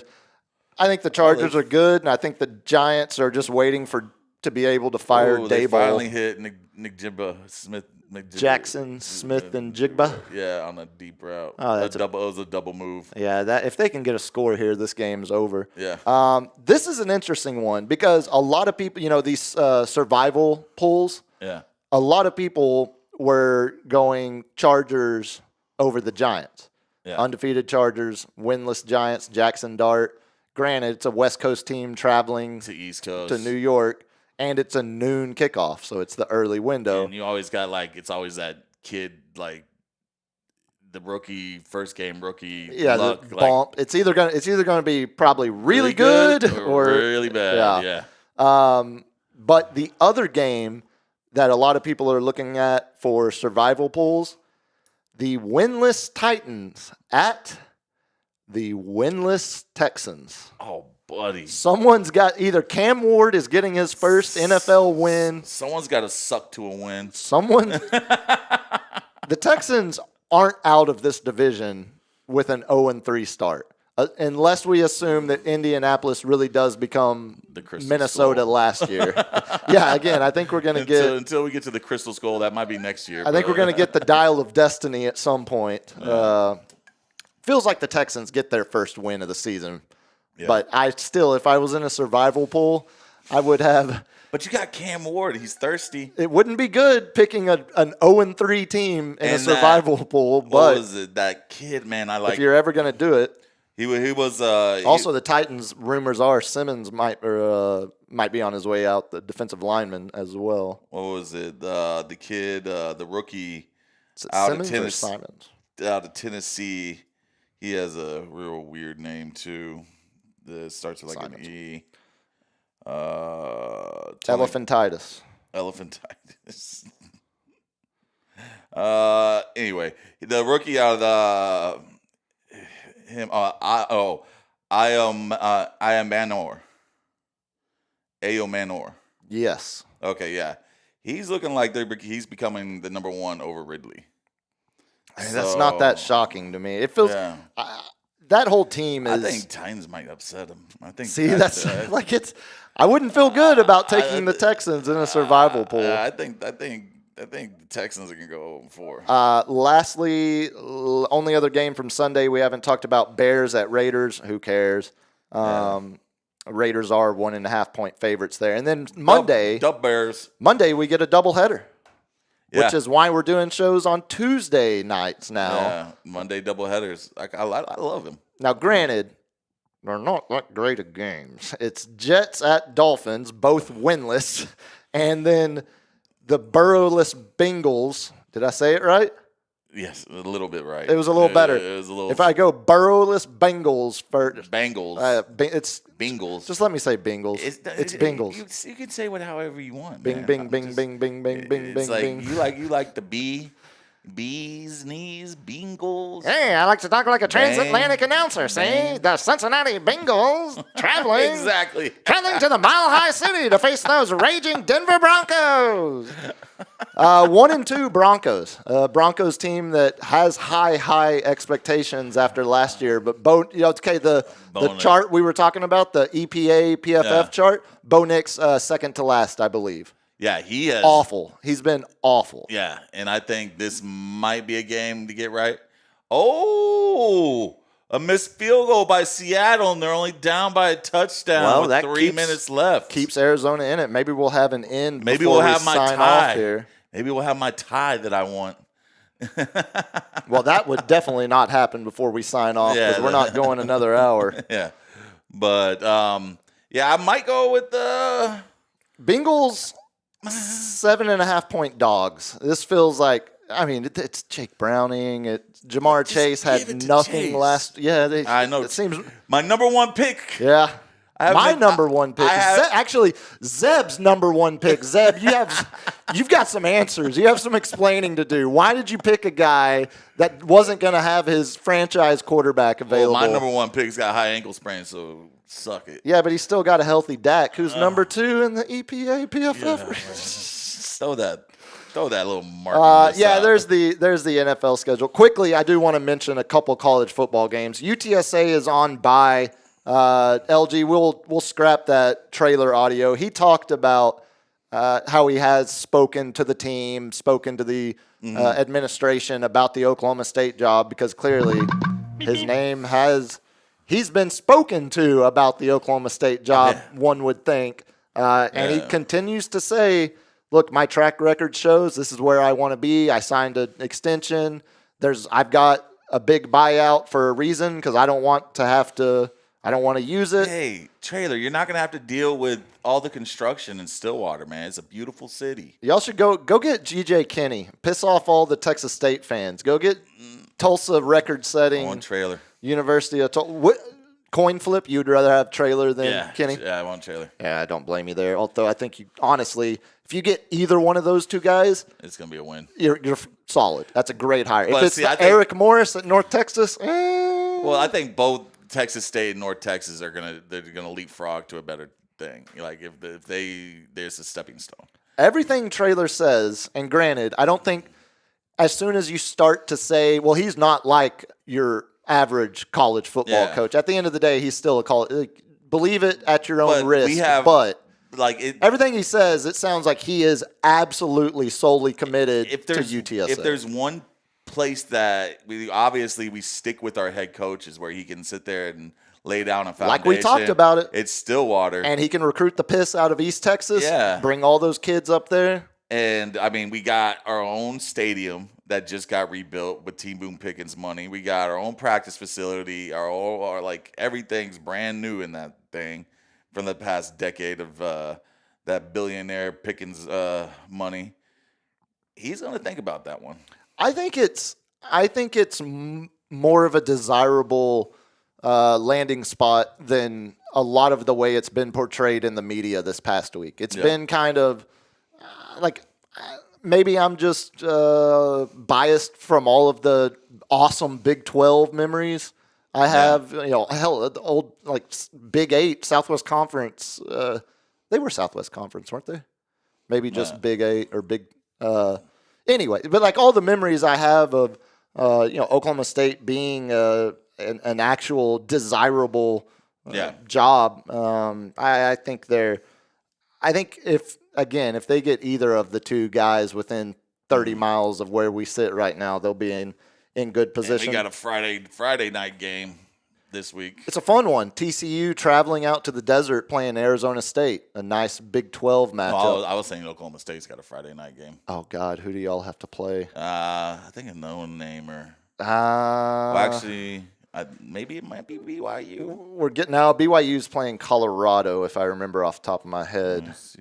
I think. Oh, it's. I did see it. It's a Big 12 game. Baylor. Yeah. Yeah, that's right. It's travel. Baylor travels up to y'all. Yep. Yeah.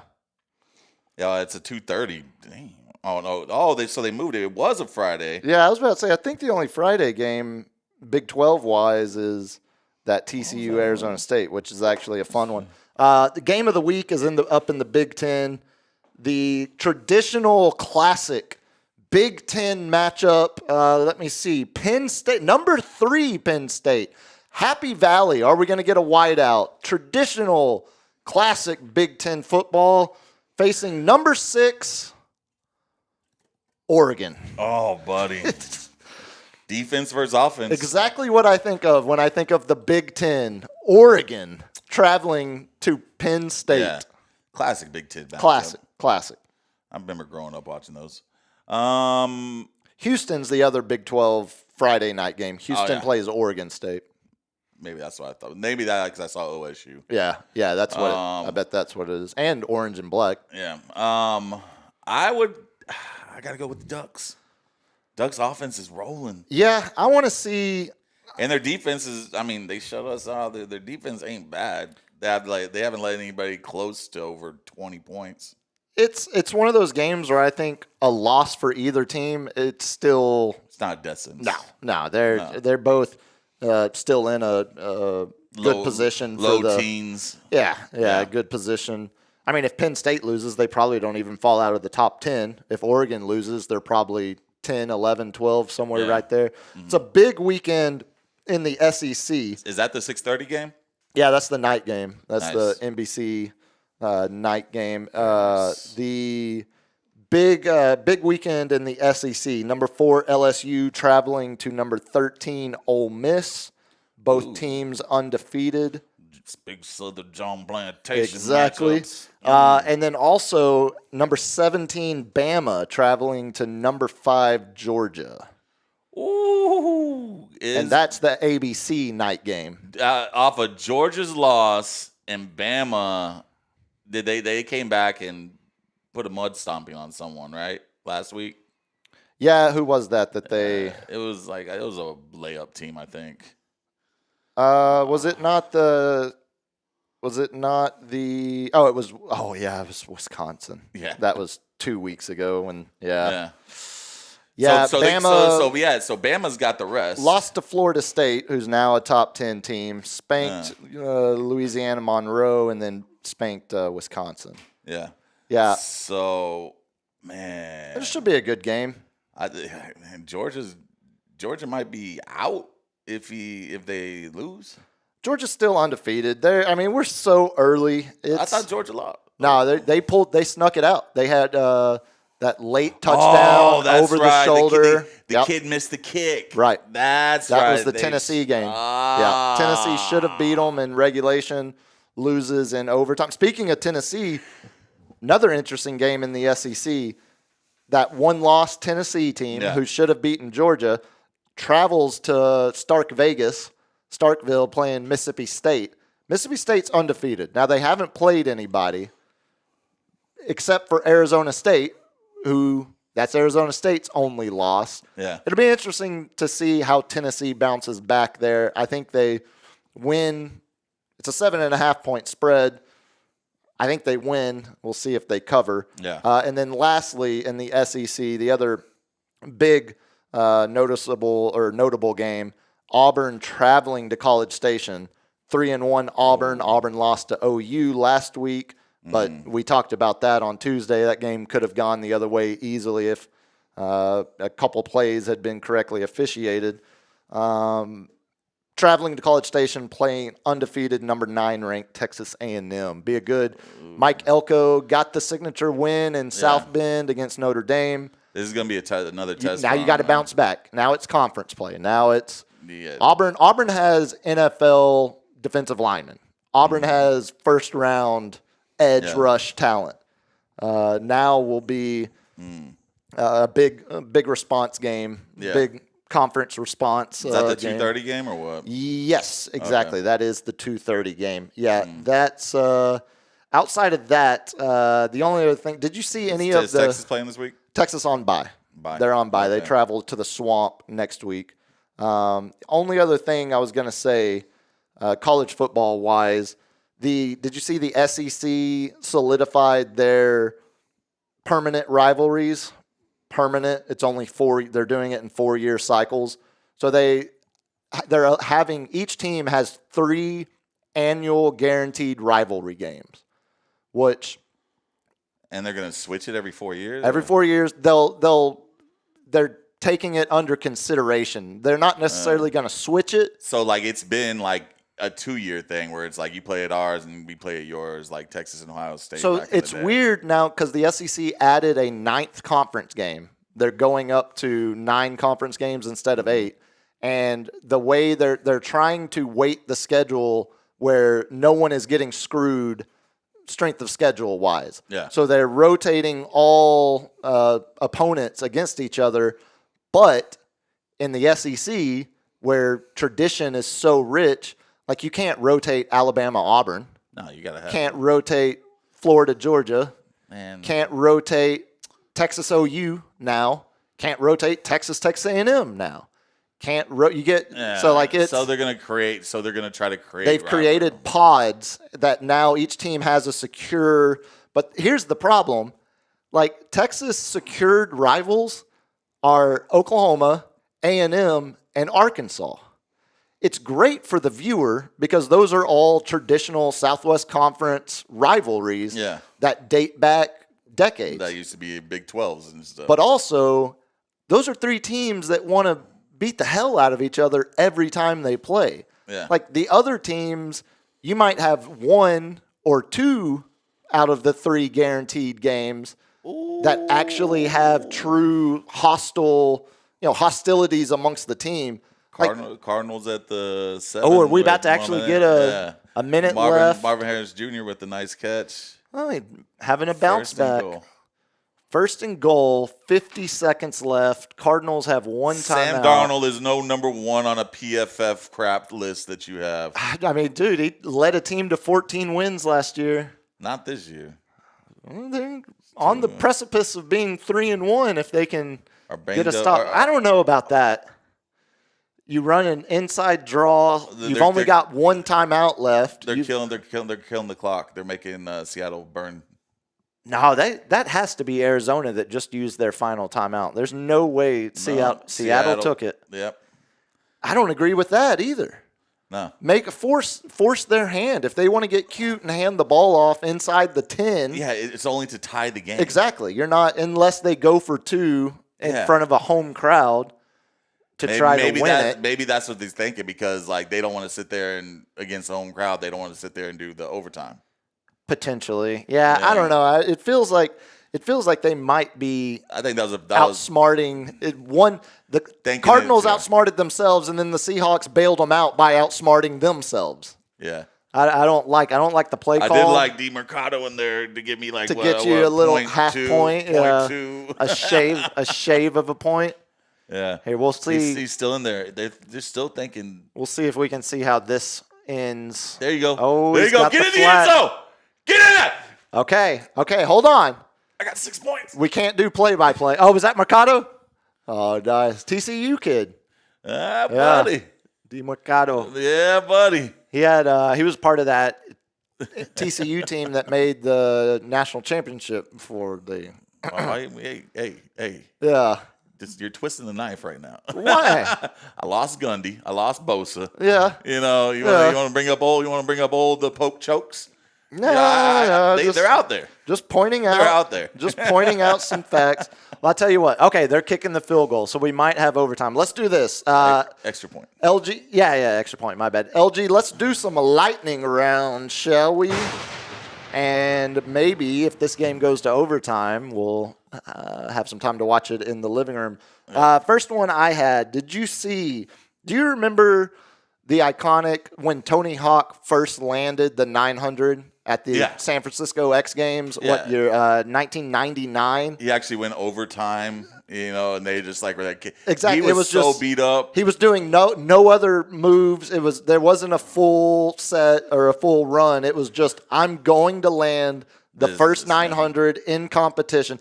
900 back then they had best trick vert. Yeah, but this was the actual this run? was his was and also now 900s are done by 12-year-olds at summer camps. Like it's so crazy. They're so small and they squat them out. You know what I'm it saying? helps, but his man. Now that you say that, it might have been just best trick run. Yeah. I didn't think it was around yet in '99, but the skateboard that he used during that run where he got the first 900 in competition sold at auction for $1.15 million. Deserving. I would say so. That was an epic moment. That was the precipice of bringing skateboarding from the 80s to where it was all about those weird tournaments and the flat, flat freestyle competitions. It was 20 years of building up for that moment, like Rodney Mullen style skateboarding, which I love to watch. Man, one of my favorite skaters. Bob Burnquist bringing in the Brazilian flair. Yeah, Bucky Lassick. Yeah, I think what was it, man? Bucky and Tony used to do the doubles vert in their 40s, and still win. Oh yeah, and then Bucky went on to do some big air. Like rally car. Rally car race, like Travis Pastrana. Rally cross, yeah, exactly. Yeah, hit me, LG. Christian McCaffrey has 77 touches, are the most through 3 games since Derrick Henry had 92 in 2021. Oh. It's the most ever for a 49ers player through 3 games. The previous was 75, Frank Gore, 2006. And how much does that concern you? It concerns me a lot. Yeah, that is. We need our receivers back, man. Like, that's Derrick Henry 4 years ago. Yeah. The most recent someone had that many touches. He said he felt good. Well, I'm just saying, he's 2003. We got a short window. No, that is a lot. That's a lot of touches. That's a lot of touches, and especially that includes his catch, man, because he has like 8 catches a game. But you went out and you made the trade. Wow. You went out and made the trade for Robinson Jr. Yeah, to potentially avoid some of this. Because we got an injury. Or like our running back core was getting injured. Yeah. So, but I would think you could probably use him. You could probably utilize him a little more to spare McCaffrey. Yeah. Hit me, LG. Quickly, I mentioned on Tuesday the Stars opened their preseason play over the weekend. Mm-hmm. Well, damn it, if last night Jamie Benn didn't puncture his lung, that would lead to his lung collapsing. Yeah. Stayed overnight in the hospital, had x-rays at the arena, rushed to the hospital, had the surgery to plug the hole in his lung. Now is expected to be, he's not going to be able to skate for a month, and then probably will need a week or 2 to ramp back up. Basically have another training camp now that he's not going to get a training camp, get into playing shape. I always feel like hockey, nobody ever dominate. No one ever runs away with it. You know what I'm saying? Like, especially not now because it's so restrictive salary cap wise that it's really like hard. 34, 26, and 17 draws. Exactly, You know? especially if you have a lot of top end talent. Yeah. They take up such a large percentage of the salary cap compared to the NFL or the NBA or any of that. Yeah. It's really hard to build depth if you have a lot of if you have Connor McDavid's. I mean, also you can find ways to do it, but way more difficult in the NHL.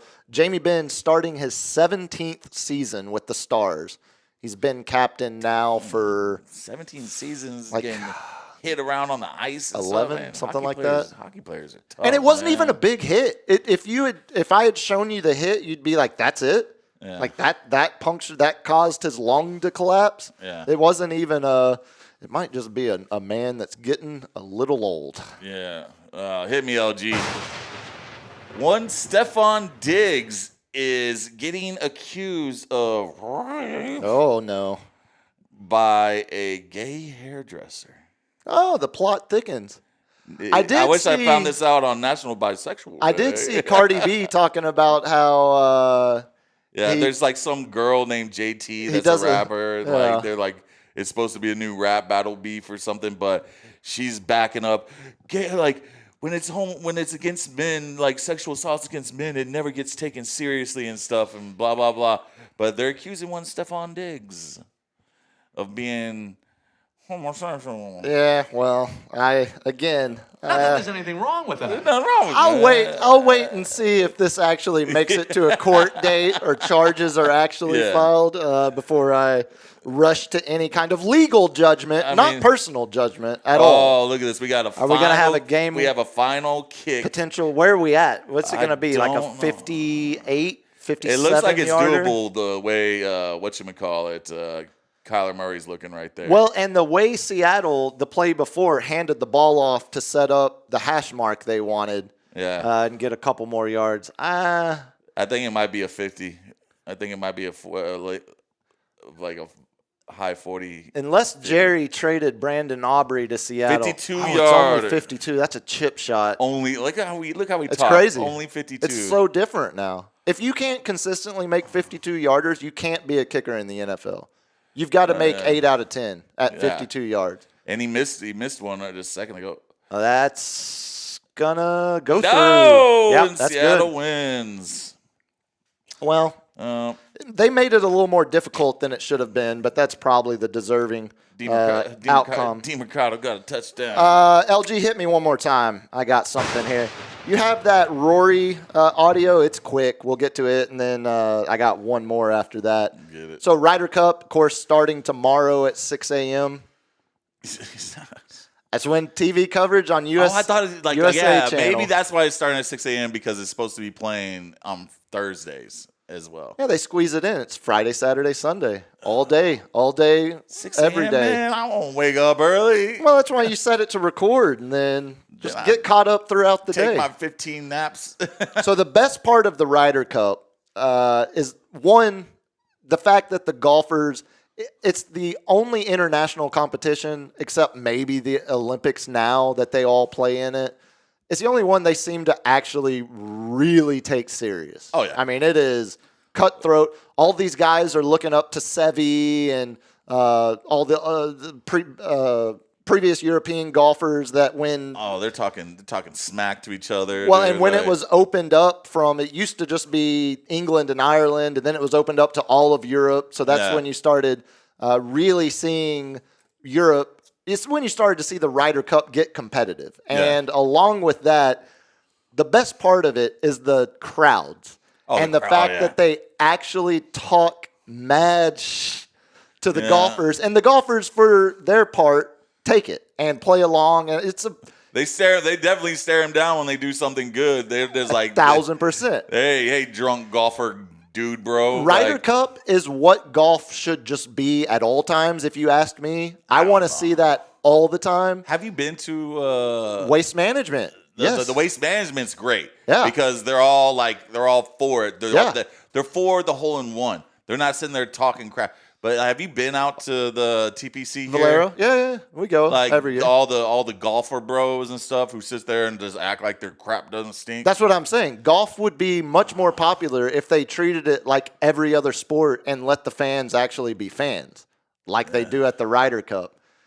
But those guys are so arrogant. Yeah, it's never happening. But I'll continue to pound that. I had a guy drum. like I've been shoulder bumped like 18 times at there, and like none of them turn around and say, "Hey, I'm sorry, man." No. You know, and I'm like, we're not going against different teams No, here, bro. They've got more on their wrist than I have in my. Like, I get the entitlement. like- I don't agree with it. I'm gonna follow them in the bathroom, and then I'm gonna have more on my wrist than they will. I was about.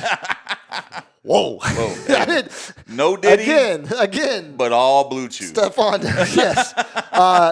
We got our first trash talking moment that went a little bit viral earlier. Oh, this was Rory. This is a good line from the fan. Yeah. You don't need a button to choke, Rory. Thank you. All the golfers, the entire Team Europe turns around. Is like, actually, that's a good one. So if you're just listening, Rory's adjusting his collar, and he's trying to fix a button at the top of his collar. He's trying to button it back up, and it looks like he like broke the button. That's pretty good. That's a good start. Hopefully we get some good audio to play when we get back in the room next Tuesday. Hit me, LG, and we'll close it out here. I got a couple on this days for you. I teased it. We're going to end with possibly the greatest individual athletic achievement I've ever seen. Mm-hmm. That occurred on this day in the year 2000, but also on this day, better not be no cowboy crap. in 1974. Now, Playmaker had already retired. And Emmett was with the Cardinals. On this day in 1974, a man that would go on to be way more famous for his off-the-field name than his actual baseball achievements. Dodgers pitcher Tommy John. Tommy John had experimental surgery on this day in 1974. The first, what would become known as the Tommy John surgery. You know, he like I heard this like whatchamacallit, I was listening to some radio. He actually almost had 300 wins. He had like 284 or 288 or something like that. Really? Yeah, he had 286 wins. Guess how many no decisions he had? 100? 188. Cool. Good Lord. Yeah. So There's no way. You're telling me 300 gets you in the Hall of Fame, but the Tommy John who did the Tommy John surgery is named after him. 4-time All-Star. 4-time All-Star. 288 career wins. Got a couple 20-win seasons. 3.34 ERA. Yeah. How is Tommy John not a Hall of Famer? Yeah.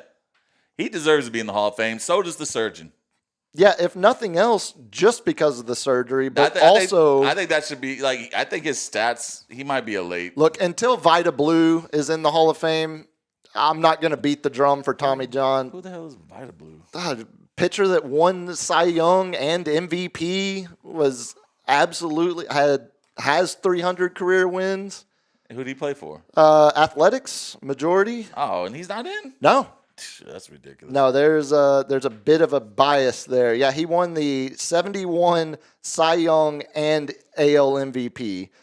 Was a part of their championship teams from 72 to 74. Only 209 career wins. Yeah, okay, but so there you go. I think if you win a Cy Young and an MVP, you're a Hall of Famer. He's not the only one to do that. Babe Ruth. Be thinking about it before we close out with this. Okay. Now, take yourself back to the year 2000. To the year 2000. In the late summer, we had the 2000 Olympic Games. And Team USA was playing France. The Vince and Carter a young dunk. Vince Carter did this against Frederick Weiss. Yeah. Oh.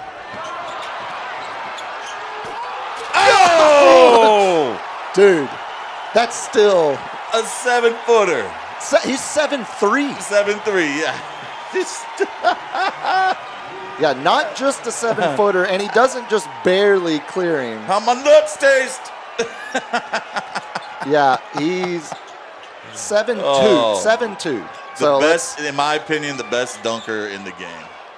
In my opinion, that's the best in-game dunk I've ever seen in my life. Yeah, that's. And it doesn't matter that it was against a French stiff. He jumped a 7'2" guy. Also, I forgot Vin Baker was on this Team USA team. Vin Baker. And you'll see when Vince swings his fist, he almost knocks KG out cold. Yeah.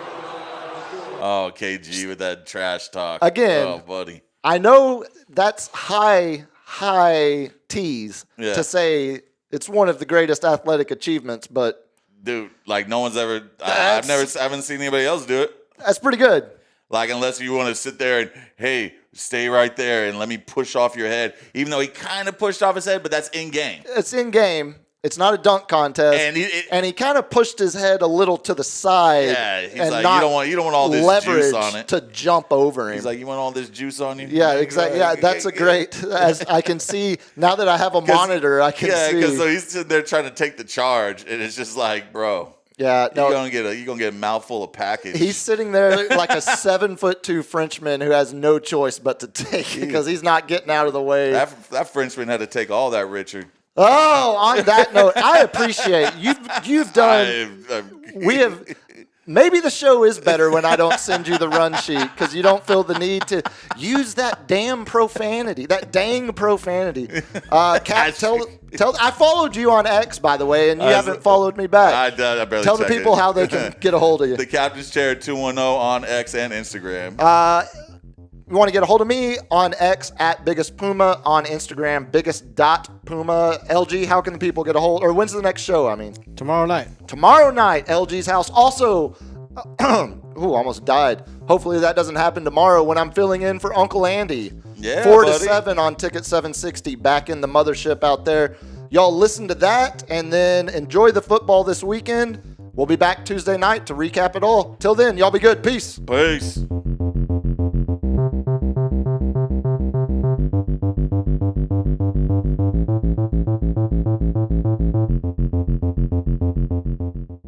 Kids, what do we say about drugs?